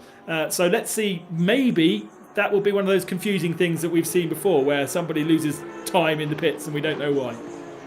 Matthew Marsh goes through and looks to try to gain a place at the expense of Felipe de Souza, who runs out wide. So de Souza off the road and back on again. The Macanese AM slots in behind Matthew Marsh, who is a pro. Matthew's done quite a lot of racing over the time. Maserati Trofeo race winner at the British Grand Prix one year, and now sets off in pursuit of, who's the next target going to be? Philip Tang, is it not? With the Lamborghini further up the road. You've also got the Bentley to keep an eye on, but I think that car is a lap down. But Kang Ling, as has always been the case in a GT car, showing better than he did when he was a Formula 3 racer, and he's got himself up past Sean Tong as well, so he's making progress forward all the time. Yeah, I wonder whether Sean Tong, by attacking, has actually compromised himself. BMW versus Lamborghini here. Adli Fong we haven't seen too much of, and that's Tengu Lei going all the way around the outside and making that move stick. Indeed so, up into the top 10 now. Pagliacci is still in 13th place, but still the best of the stoppers as we get towards the end of the first third of the race. And in the background there, you see number 3 of Dominic Ang, that very spectacularly coloured Porsche, the green and grey, but that lost time early on, so that's another car that's quite a long way down the pecking order. This is the first of our BMWs. And Adli Fong hasn't really adapted to sim racing as much as, you know, in terms of real world, you'd say he's one of the most famous of our grid in terms of what he's done, his performances, where he's raced in single-seaters as well as GTs, but he definitely hasn't adapted to sim racing in the way that we've seen him jump around in real world. And a big lose there, the Audi off the road. That is Ka Chun Ma, the STS Motorsport crew Audi of the Chinese driver, was 20th, ain't there anymore. That gives Aaron Lim a chance to move up one place, and Aaron Lim's BMW comes now up towards the timing line. 40 minutes on the clock, but Lim up one spot. Big lose of the rear end there, very surprising, kind of threw the car in, and obviously it didn't stick and the back end came around. But of course all of these GT3 cars with traction control and ABS brakes, and they are able to play around with the amount of each that they utilise. They can completely turn it off, but the cars are designed for traction control and ABS, and therefore if you do turn them off, it can be quite completely off. It can be a bit of a handful. The pro drivers in the real world will turn them down to as little as possible without turning them completely off. Someone like Dan Wells probably is doing that in this car as well. Yes, that car under the banner of Lippert Motorsport, which is one of the very experienced Lamborghini Super Trofeo teams, and a team that has run in GT Asia and the China GT series. So Dan Wells is up front and having to start now thinking about the traffic, those that were delayed early on. But he's absolutely stormed away from Melvin Moe, hasn't he? Division Pagliacci still in 13th overall, not making progress. That's 10th in class, so he's on the cusp of not scoring if he drops back any further. Really love these internal views, gives you a great sense of what the real drivers would see and what the virtual drivers are seeing as well. They might be sitting a bit further back in the sims, depending on what kind of screens they've got. Some drivers with virtual reality headsets, so they are able to turn their head around the cockpit and really look to the left-hand side extremes and right-hand side extremes in the way that you can't do if you've got a single screen or indeed a triple screen being 3 different screens, 2 to give you the side views and 1 to give you the front view, or as being developed by various manufacturers now, kind of the bendy wraparound screens that are one single screen but they're curved. So different options, and those are the kind of the variables that all of these drivers will have, as well as different sets of pedals and steering wheel, which will give them different levels of feel. Indeed so, and they've all learnt about sim racing, some perhaps with a little bit of experience of it, but it's become a very important way of going racing within the Asian market this year. And the positives to take out of it are that it's given us a great championship and it's really showcased what sim racing is all about. There is the driver that was the first of the stoppers, really, Antares Au, and he is 15th, but no longer the best of the stoppers because he has fallen back behind Division Pagliacci. And the key thing about the market is if you take esports globally, not just motorsports, but all the different computer games that you can play online, multiplayer, and the tournaments where you can win lots of money, Asia is number one, the capital of gaming and esports in the whole world. You've got big competitions in America, but actually a lot of the players that play in America will come from the Asian market. So for esports to be represented over there as well, in terms of sim racing, it's very, very important to have, and it's great to see that in our sim category there are so many great drivers, and also in our real world it's being adopted more and more, and it's a very, very good place for SRO as a market and a promoter to place themselves and see how much traction they can get out of the Asian region for perhaps running more of these events in the future. Yes, I mean, people now with the investment into the kit have got a desire to use it, haven't they? And we're seeing more and more sim racing teams spreading up, and it's a way of enticing people into motorsport, even if it's not in the real world. It's a way of doing it, but some will make that crossover from sim to real. Others are doing it real to sim, as we've seen and we've discussed over previous race events. There is Melvin Moe working his way through the traffic. Now, this is the man that's at the moment the champion-elect, is he not? Because he's running second, he's outscoring Division Pagliacci quite nicely. And as we have 1 or 2 more drivers to cycle through pit stops, we're approaching the halfway point now, not that far away from the 30-minute mark. And Melvin Moe getting on with the job nicely as the Mercedes comes out of the chicane. He's not forcing the fight against Dan Wells. He knows he's not really racing against Dan for points. And Melvin Moe, an experienced GT racer, comes through then now over the timing line once again. He's 4.6 seconds back from Dan Wells, but he is comfortably ahead of Division Pagliacci right now. 25 seconds lost on this lap for Sean Tong, down to 13th position now behind Pagliacci, so he's had an issue somewhere. as Elvin Chen holds off very, very aggressively. Ling trying to go around the outside. It's not going to work. He could get the switch back to the inside for turn 2, but it's not quite close enough. So something's happened for Sean Tong on that last lap. He's not pitted, so perhaps was... Oh no, he has pitted, sorry. Maybe it was him coming out the pits, but it's if it was a very slow out lap. Okay, which explains, yes, why he's behind Pagliacci. Billy Lowe, in the meantime, is still chipping forward, isn't he, to get up with Kevin Say, but he still needs Kevin to have a problem, because it's not just places he's got to think about, it's the gaps between. And look, you've got a 15-second margin within that group. You've got a 9.5. He's just a long way back in terms of the time. Kang Ling is hard at work in the meantime, chasing after Evan Chen. Ling is in 7th place here. On the power once again, and the Lamborghini that is operated under the Climax Racing banner comes then a little bit nearer, maybe under braking, to the back of the Porsche. What's really heartening here is to see Evan Chen having a good solid run, keeping out of trouble, or people not driving into him. The best result he's had all year is 9th, but actually he's had the pace to go a lot better than that. Yeah, I think at Silverstone he was on the front row of the grid, which was his downfall, because he was placed into the wall. He didn't get the temperature into the tyres. Oh, losing the rear end of the Porsche just fractionally there, catches the slide. Great to see how the cars are represented by moving around on the road. It's one of the big things that's kind of real versus virtual, but it has given Kang Ling a great slipstream. I have a feeling that Porsche has got very little straight line speed. He might have set it up for the corners here, and therefore he's got good traction throughout the corners, unless he breaks it. But in terms of the straights, he does feel like a bit of a sitting duck. All right, let's see. He's good out of the slow corner there. So he's got decent acceleration as the back of the car sits down, doesn't it? The weight over the rear accelerates them. But Ling's car is good, of course, on the aero. Look, it's almost dwarfed by that rather more bulbous shape of the Porsche. And so Kang Ling's aero-friendly Lamborghini lines up to have a go on the outside line into turn 1. This is brave, brave stuff, and he won't do it there.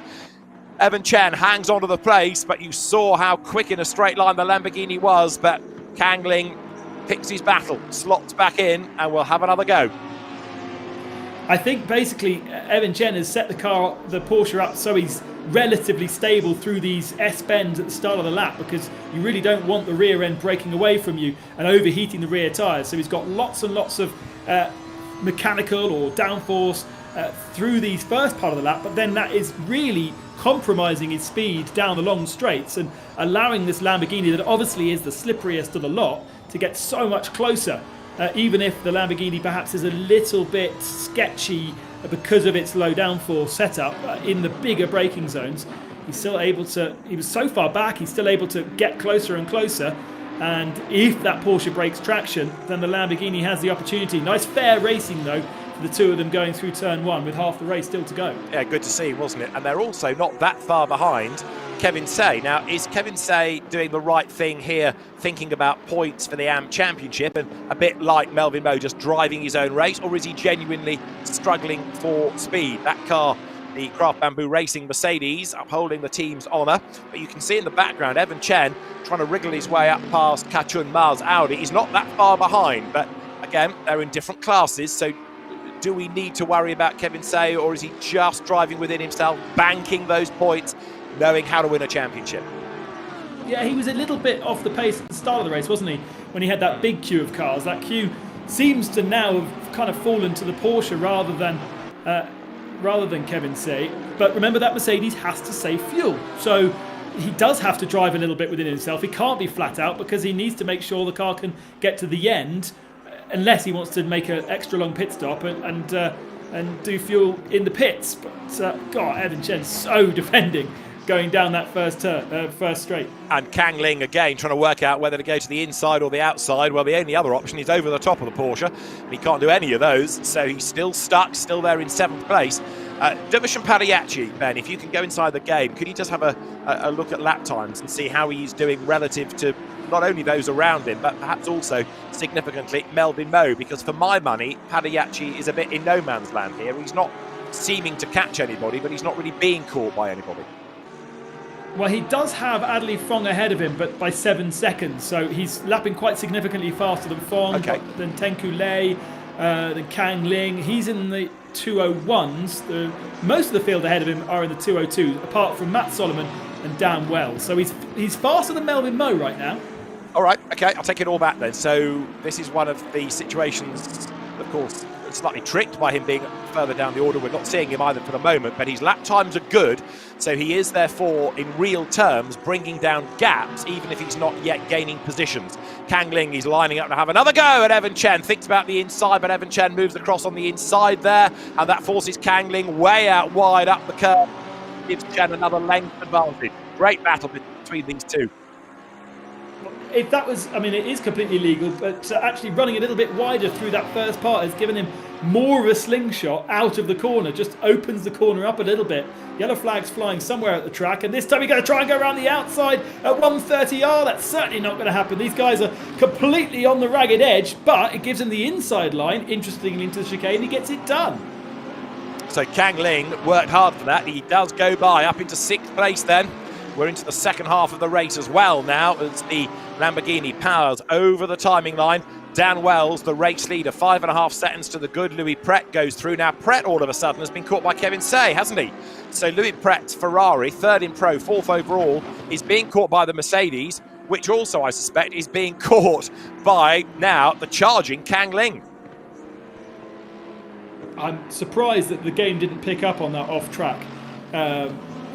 By making that move around the outside off the circuit, and I mean maybe not a pace advantage, but certainly an advantage of position by being off track. So maybe our race director will add something to it, but a little bit naughty to run that far wide. Of course, the wider you run, the more open you can have the steering wheel, and therefore the more speed you can carry. And as long you have this kind of compromise through there, is the further round you go, the longer distance, but the more speed, or you keep tighter and you're going slower, but you're covering less distance. So it seemed to work in the Lamborghini's favour that time.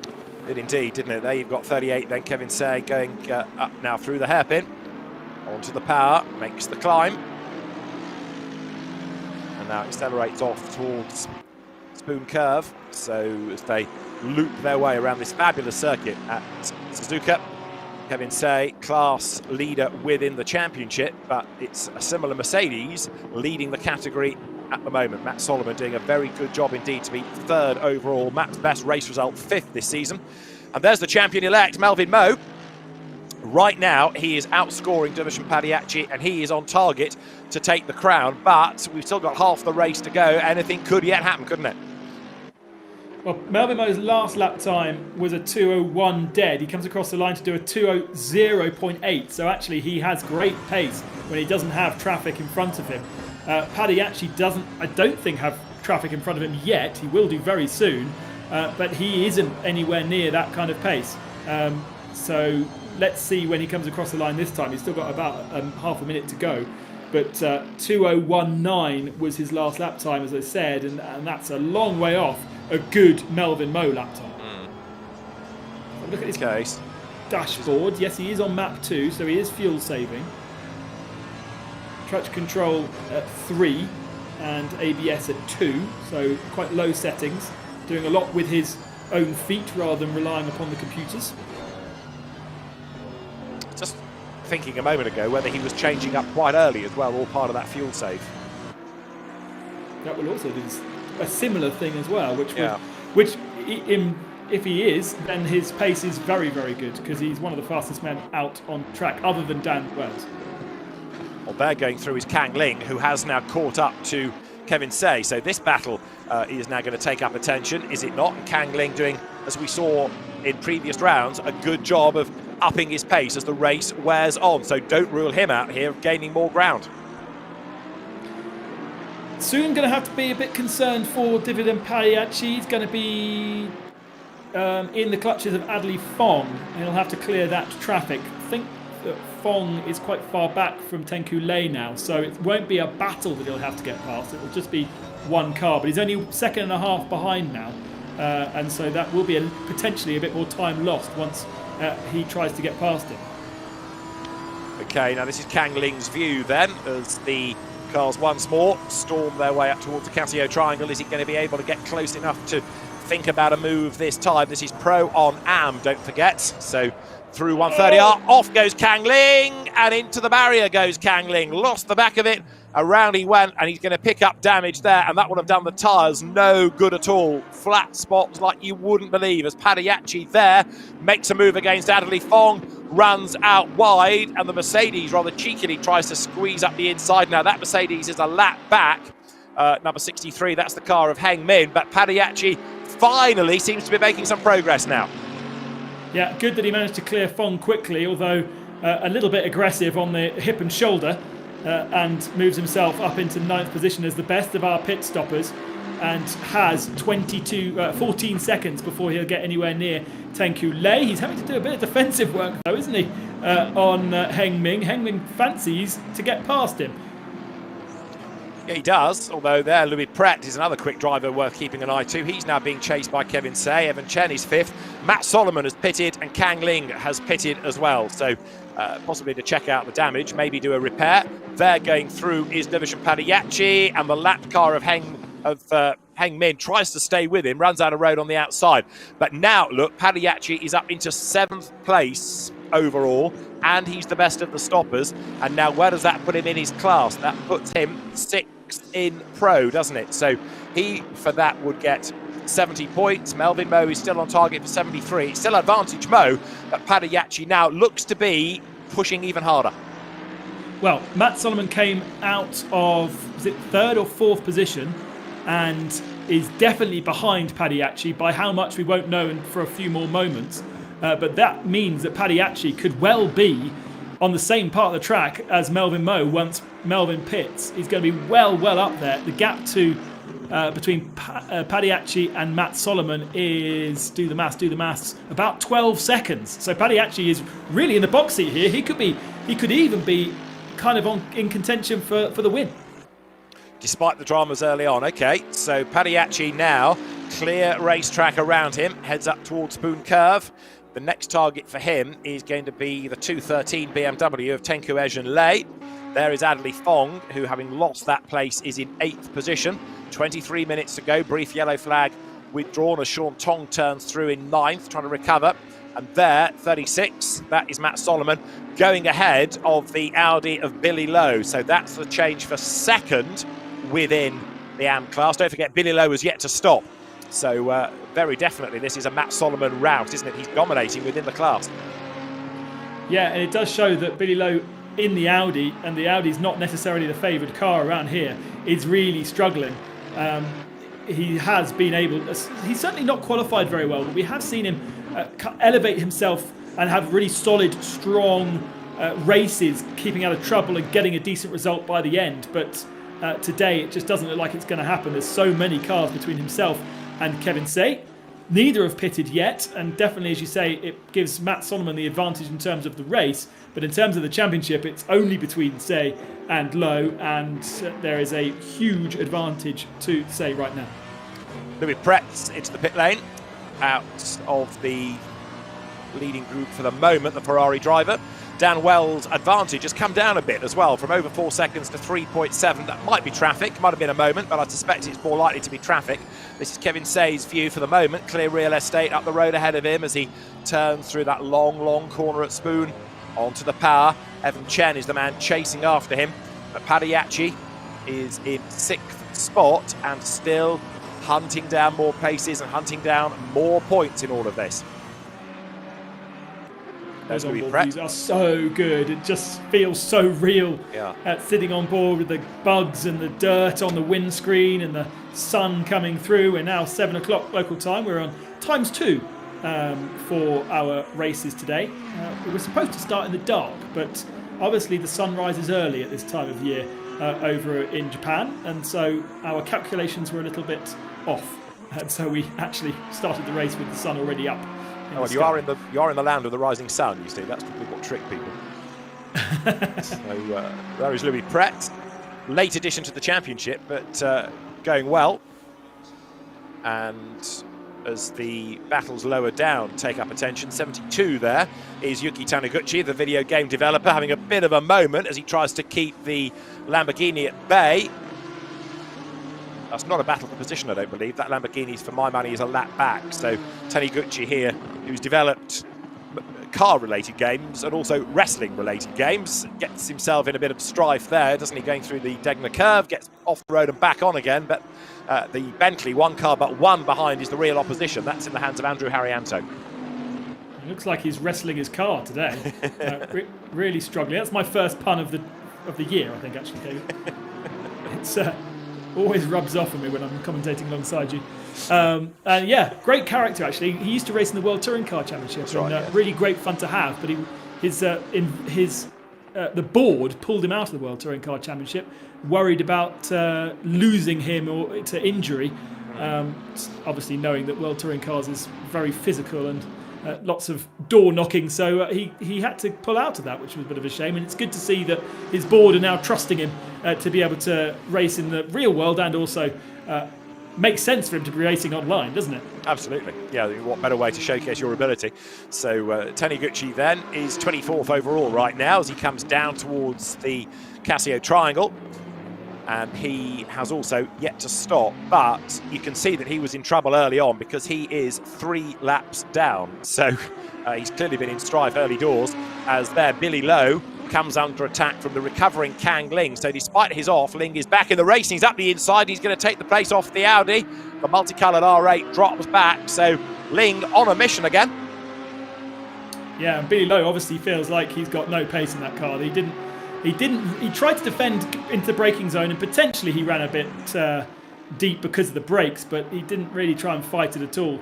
And a bit of a shame that he hasn't been able to fight and take it to Kevin C. There's not so many AM competitors in our field, and it has really been a bit of a one-horse race for Kevin C. for most of the season, and it was only latterly where Billy Lowe managed to get himself into championship contention. That's right, 2 wins each. So Kevin won the first 2, Billy won the most recent pair, but Kevin Say has always seemingly had the upper hand. But right now, it does rather suggest that Audis are not the car to have. The best is 8th, Sean Tong. Then you've got Billy Lowe, who is down in 11th place. But the Audis just not looking as quick here as, well, frankly, they need to be. And when we were talking about manufacturers and manufacturers having sim departments, I don't think, and I might be incorrect here, I don't think Audi have a sim racing department at all. They might have a licensing department, and therefore the licensing department would sign off having this car in this series. But there's been so much more influence now from the motorsport departments of various different manufacturers in the performances of their cars on track. Porsche have a very strong motorsport esports department, as do BMW. Bentley have a smaller one, certainly in the European series, had quite an influence on that European championship. But someone like Audi, I don't think has any kind of relationship at all with sim racing. I may be wrong, but that could be, why the car is okay. The car is replicated incredibly well. The BOP is exactly what the SRO BOP is, but it just doesn't have those people at the back end kind of caressing it and pushing it forward. Would not be surprised if that didn't come on board fairly soon, because if you think about Audi and its plans relative to, as there you see Matt Solomon get up the inside and go ahead of Sean Tong for 8th place, Audi restructuring its DTM involvement, pulling out of Formula E, going back into sports prototypes. It's almost like it's working through a list. Tick, tick, tick. Right, next on that list is esports. I'd be surprised if Audi did not get there. Why has Billy Lowe got a 30-second stop-go penalty? That is from the game, I think, not from race direction. Yeah, so it's either that he's sped in pit lane. It does seem to be a very harsh penalty if you speed in pit lane. Stop-go 30 seconds is what we saw in the earlier race. Or it's that he's had multiple off-tracks and too much of an advantage. But, oh, dearie me, that's not very kind. Who was that going into the pits? That was, I thought, Adley Fong being hit by Sean Tong. So that's one way of getting into the pit lane to do your stop. You forced in there by tapping the tail. So I think he was trying to go in there anyway, because he was coming off the throttle, and that's kind of what caught the guys behind out, that he was coming in, and he just helped in a bit more. Right, well, Jasper Tong has already had a penalty. I just wonder whether Sean Tong might not be looked at by the officials for that as well. So Adley Fong comes in, whether he wanted to or not. While all that's been going on, look, Matthew Marsh has chipped his way up the order into the top 12. Dan Wells still leads the way. We're 15 minutes away from the end of the race now. And Paddy Yachi is still running nicely, but he's up to 5th in class, and Melvin Moe is 2nd, and that means that Padiachi is a point behind Moe.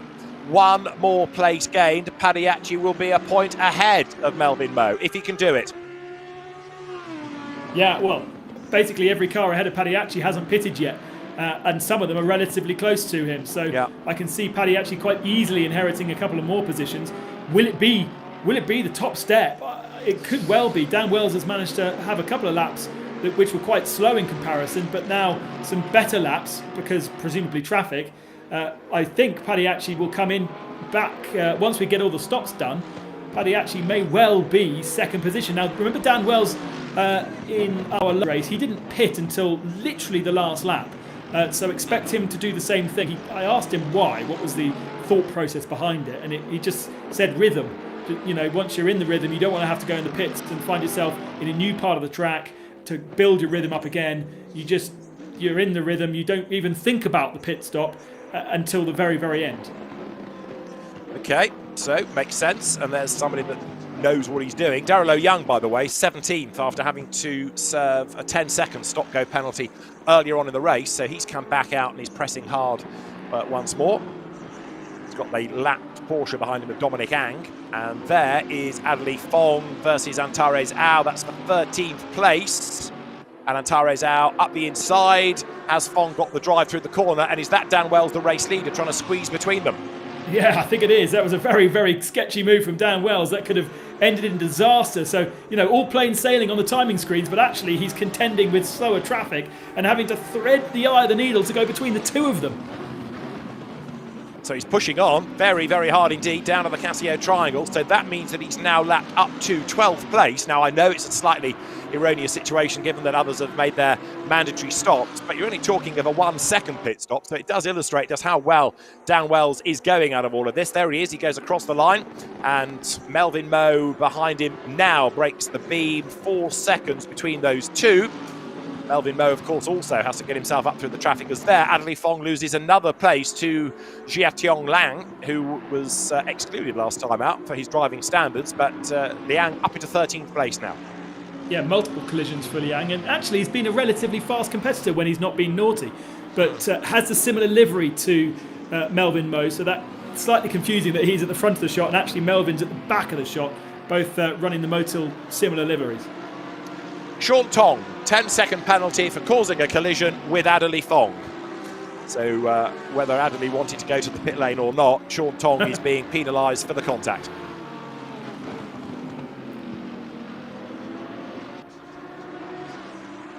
Another car running off the road, one of the back marking Lamborghinis there, trying to keep out of everybody's way, but I'm trying to keep out of the way, almost getting in the way, perversely. Right, so Tong has got this 10-second penalty. It's not a stop-go or a drive-through, it's a time penalty being applied according to the data. And still that leading group yet to pit. There is the slightly bruised and battered Fong going through, one-time British Formula 3 racer, but he's made a good name for himself in GT and sports cars in Asia. Those lessons learned from racing in Europe in single-seaters a good few years ago now. Yeah, Melvin Moe trying to get past this traffic. They're a little bit more spaced out than they were when Dan Wells encountered them, so this should be easier for him. The Porsche was very kind. What's Adley Fong going to do? Is he going to allow him some space going into 130R? If I was Melvin Moe, I'd be backing out of that one. Yeah, just about. A bit squirrely on the brakes, but Fong's not making it quite as easy as the guys did before. No, again, it's knowing who you're racing against, isn't it? And Adley Fong has been involved in lots of battles, so the fact that he's got somebody else breathing down his neck doesn't instantly make him think it's one of the leading cars. So Dan Wells is getting away. It also explains, of course, why Dan had to be so committed to get through the traffic in the way that he did. Over the line goes Melvin Moe now, and he's lost a lot of time, hasn't he? 6.9 seconds. He's on his toes. He's on the attack. He's up the inside, and he goes through the traffic, gets clear of Adley Fong with 11 minutes still to go. So the leading 5 all yet to pit. Division Padiachi still storming away, trying to bring down the gaps as best he can. And of course, those leading cars having to get through the traffic like that will have hindered them. But Padiachi is going to have to potentially get through them at some point as well. He's 5 seconds back from Tenku Lei, and Tenku Lei is quite a long way back from Evan Chen. So I'm not sure whether he's going to catch them before they go into the pits, but Melvin Moe losing 3 seconds on that lap from just being caught up behind Adley Fong, and it was a little bit naughty from Fong, but at the same time, I personally don't like seeing lapped cars jumping out the way in the way that they do in Formula 1. It just seems so unnecessary. But obviously Melvin Moe, having to follow through those faster corners as well as slower ones, did mean that he lost 3 seconds is almost double the gap to Dan Wells, so it was a big lose. Yeah, just thinking about that, Fong has been in, so therefore Pagliacci isn't going to have to think about them getting out of the way by a pit stop. They've done that. I just wonder whether actually he's so far back he won't catch them in the remaining 10 minutes. It also makes me wonder whether after their pit stops, Wells and Moe are going to fall back behind them again and have to get clear of the traffic once more. I know we're only talking of a 1 second pit stop, but you've still got the drive time. So when you add it all together, as whoops up the escape road there goes number 2, Aaron Lim. Dan Wells gets clear of him, but could they fall back into the traffic again, which is perhaps why Dan Wells wants to push on for as long as possible to try to get clear of those slower cars with only 9.5 minutes on the clock now. Yeah, absolutely. Dan, with a little bit of contact there with the BMW, just as we were talking about earlier on, unpredictable what that BMW was doing. The drivers all have a heads-up display, and on that heads-up display is a leaderboard that shows you the cars in front, the cars behind. So when we say that Adley Fong wouldn't have known he had a car behind, if he wasn't looking at his heads-up display, he wouldn't have known, but he would have seen that there was a car behind him that was 1 lap ahead, because that's actually a different coloured name to the cars that he's racing against. So he would have been had a little virtual blue flag as well. All the information would be there for him, and he would know exactly what's going on. It's amazing how much more information you're given in this virtual world than you would be in the real world. You can learn a lot in the real world from sim racing, as we've seen, and you can understand why so much effort is being put in by the manufacturers. Now there's Pagliacci, comes through and works his way over the line. He's got himself ahead of Matt Solomon now, and so as the two of them drop down towards the right-hander at turn 1.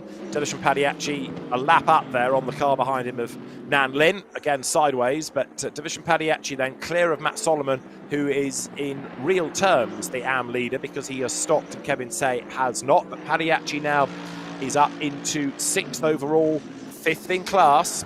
So he's on 72 points to the 73 of Melvin Moe, but he needs to gain a position in the category, and he should be able to do that before long as some of the others serve their stops.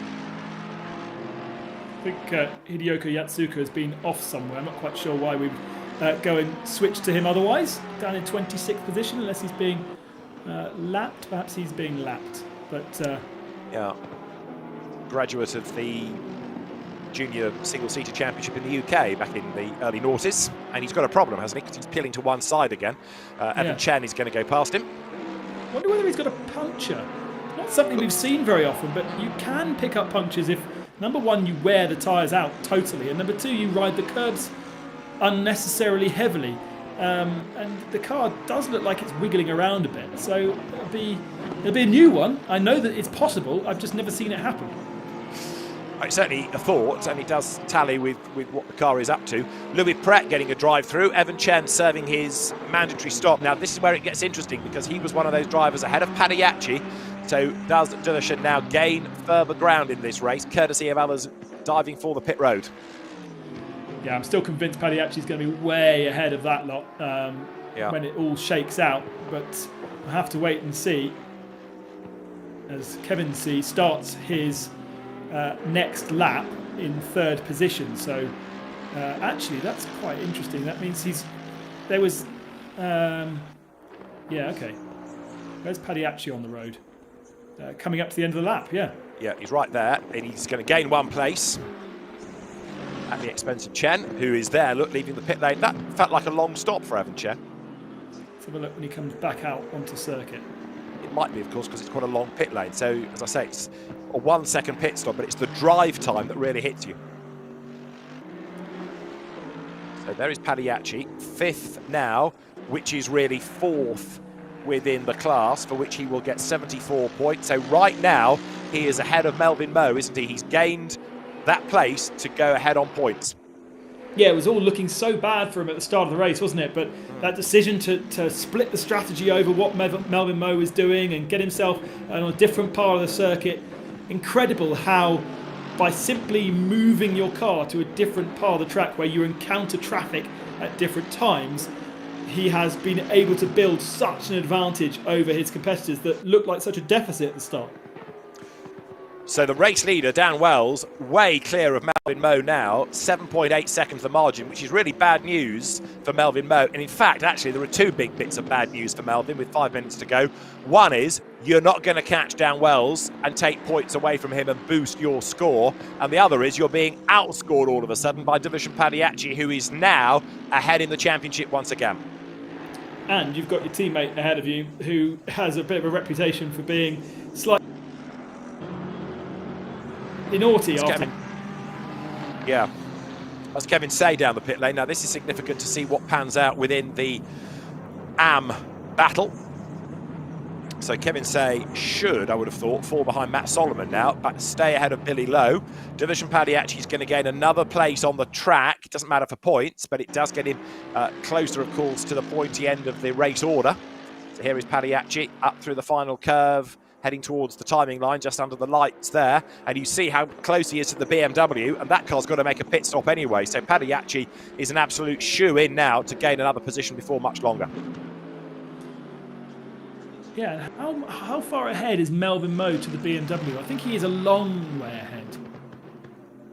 Otherwise, Pagliacci's effectively nearly taken a whole pit stop out of Melvin Moe in his stint, which would be incredible. There's a minute difference between Melvin Moe and Tenku Lei. So actually, a minute difference. The pit stops are taking 40, 50 seconds. It could be close. Pagliacci may not be jumping Melvin Moe here. Right, well, this is Pagliacci then. But even as he stands, he's going to be ahead on points. Melvin Moe presses on. But really, he needs Dan Wells to have a problem and stop or get a penalty or something to give him a lifeline. Melvin Moe for the pit lane now with 3 minutes and change on the clock. Down the pit road he comes. So it was always going to be a fight for him with a 7-point deficit to Pagliacci. And now let's see where Pagliacci is going to be at the end of this pit stop, because he's a long way back on the racetrack. And he's heading towards the end of the lap, whereas Melvin Moe is still driving to the pit box. So Pagliacci at full race pace, whereas Melvin Moe crawls down the pit lane and now, of course, has to stop. I think it's still advantage Melvin Moe. He's at the end of pit lane because he qualified at the head of the field. Sits there, yeah, that's about right. Maybe a little bit of fuel he took on. He's got a huge advantage. So I was confused by the fact there was such a big gap between Melvin Moe and Tenku Lei. But Moe definitely still in second position, well ahead of Pagliacci, but it's still not enough for the championship. Absolutely, yeah. He's ahead on the track, but he's not ahead on points, which is the real key in all of this. So the only hope he's got now is that Dan Wells has some kind of problem. Dan has yet to pit. We've got probably one more lap to go at the end of this, depending on where Dan is on the racetrack. And looking down from the high shot there, Melvin Moe has got more traffic up the road ahead of him. So Division Pagliacci is on target now to go certainly third, if not better, before the very end. I think third is as good as it's going to get. So third would give him 77 points. Melvin Moe's second would be 73. Division Pagliacci, after a pretty stressful hour, is on target to win the title as another errant back marker goes to the beach, gets back onto the racetrack, thankfully not getting in the way of Melvin Moe. No, absolutely, but Melvin's got plenty of traffic to contend with here still. Got plenty of cars to try and clear and a few kind of dangers for him. And those dangers still lie for Pagliacci around the circuit as well, and for Dan Wells, who now comes to the pits. Will be with basically on the last lap again. It will, won't it? Yeah. So when he rejoins, he'll start the last lap of the race. So in he comes. I can't see Melvin Moe getting ahead of him on the stops. So this has got to be absolutely inch perfect for Dan Wells. No dramas on exit. So in comes the Lippert Lamborghini. Melvin Moe presses on, but Dan Wells, it's a great drive, and it's great to see Dan do this. It just leaves that taste in your mouth thinking, wish I'd seen him in every round of the championship, because he could have been a major, major factor, couldn't he? Yeah, absolutely. He should have been a major factor.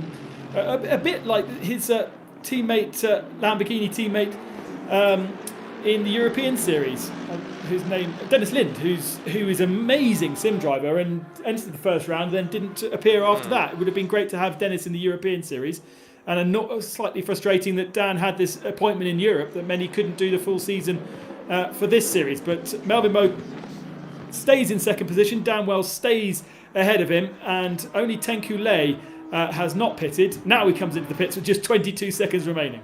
Okay, so he gets that stop through. So Division Padiachi will inherit third place and secure the championship.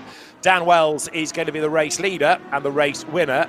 And if he were to not win, Melvin Moe would take a second victory. Division Padiachi would move up into second place. They'd tie on points, and you'd have to go down to an 11th score to determine who is going to be the champion on the tie-break. So let's not worry about that, because Dan Wells, I think, is pretty much home and dry. And Division Padiachi is on target for a championship. He won the first 2 races. We are going to have our 4th different race winner out of 5.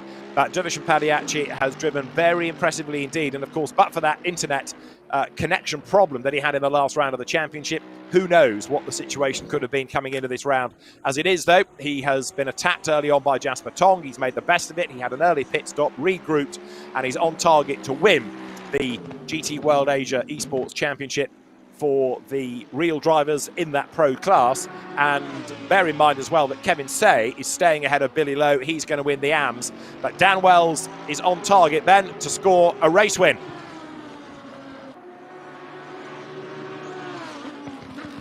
Into the Casio triangle then, sets the car up for the right and the left, and ready now to accelerate up towards the timing line. The checkered flag is going to be at the ready, and for Dan Wells it is honours in the final round of the TCL GT World Challenge Asia Esports Championship presented by Tarmac Works. Dan Wells wins the race. Melvin Moe so near and yet so far. And Division Padiachi, there he is, on target then for third position, but he's going to win the championship. Matt Solomon is going to be an AM class winner in the race for the first time this year, so a third different AM winner. But here's the champion. He's on his way to the line. He's on his way to the flag. He's on his way to the glory. Division Padiachi is going to be the pro champion here at Suzuka. Comes across the line. There's the flag. Division Padiachi third in the race. That is enough to secure the pro championship at the end of a great season. Spoiled slightly by being nerfed by the traffic at the very end, but Division Padiachi takes the crown, and Division Padiachi is, for the Mercedes squad, a victor. Matt Solomon fourth, the winning AM. Kevin Say fifth and the AM champion, but Dan Wells has driven superbly. So Dan Wells, our race winner. Congratulations to our champions in AM, Kevin Say, and in Pro Division Padiachi at the end of not only another fascinating race, but a mega season of esports racing. Has been so entertaining.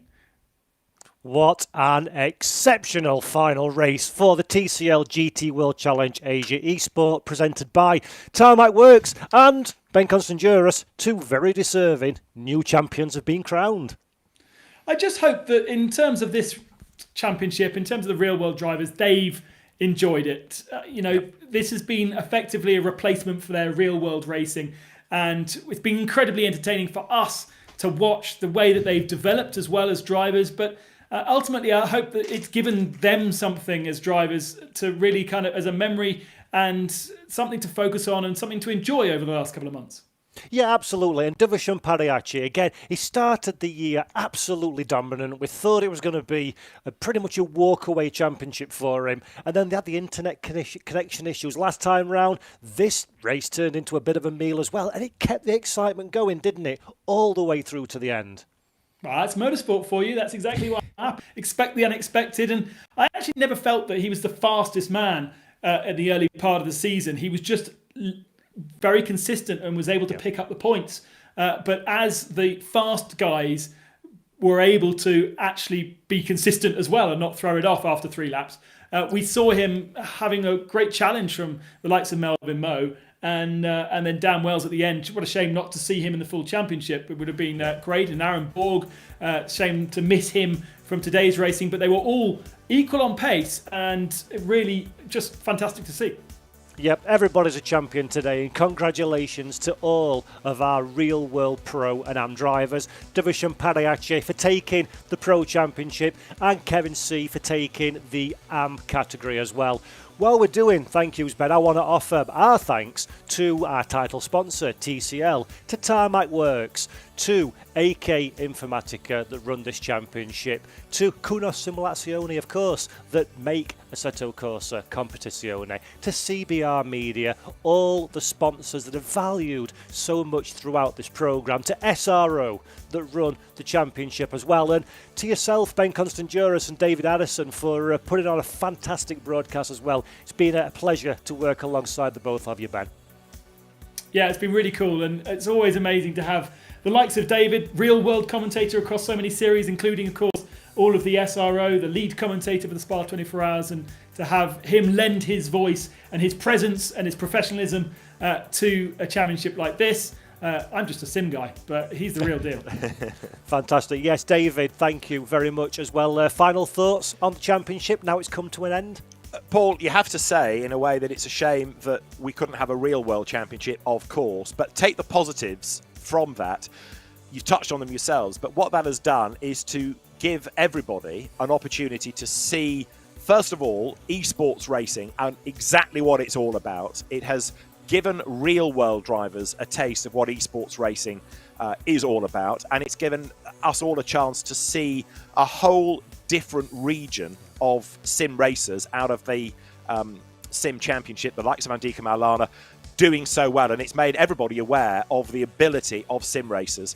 A bit like Ben and I touched on in the European Championship at the start of the year in the first lockdown, people have had their eyes opened to what sim racing is all about, and it's not the poor relation of motorsport. It's a branch of motorsport that can stand on its own 2 feet, and it deserves the recognition, which it wouldn't have had we not had the year that we have had. So the positives are that it's put esports racing on the map. It's been a delight to be part of it, to be involved in this. It's not just an old dog taught a new trick, it's an old dinosaur taught a new trick, but it's been great to call it, great racing, and I don't necessarily want any more pandemics, but I am looking forward to more esports racing in 2021. Fantastic. Really well put, David. Thank you. And talking about 2021, for all you folks watching at home, don't forget that the GT World Challenge Europe SRO Esports Championship will be back next year. So stay tuned in the coming weeks and months for some announcements on that one. And as for our race winners and championship winners from today, stay tuned to social media where we will be interviewing them and getting their thoughts and comments about what has been, I must say myself, an exceptional series of racing. But all good things come to an end, and from Ben Constanduros, from David Addison, and from myself, Paul Jeffrey, thank you all so much for tuning in, and we will be back.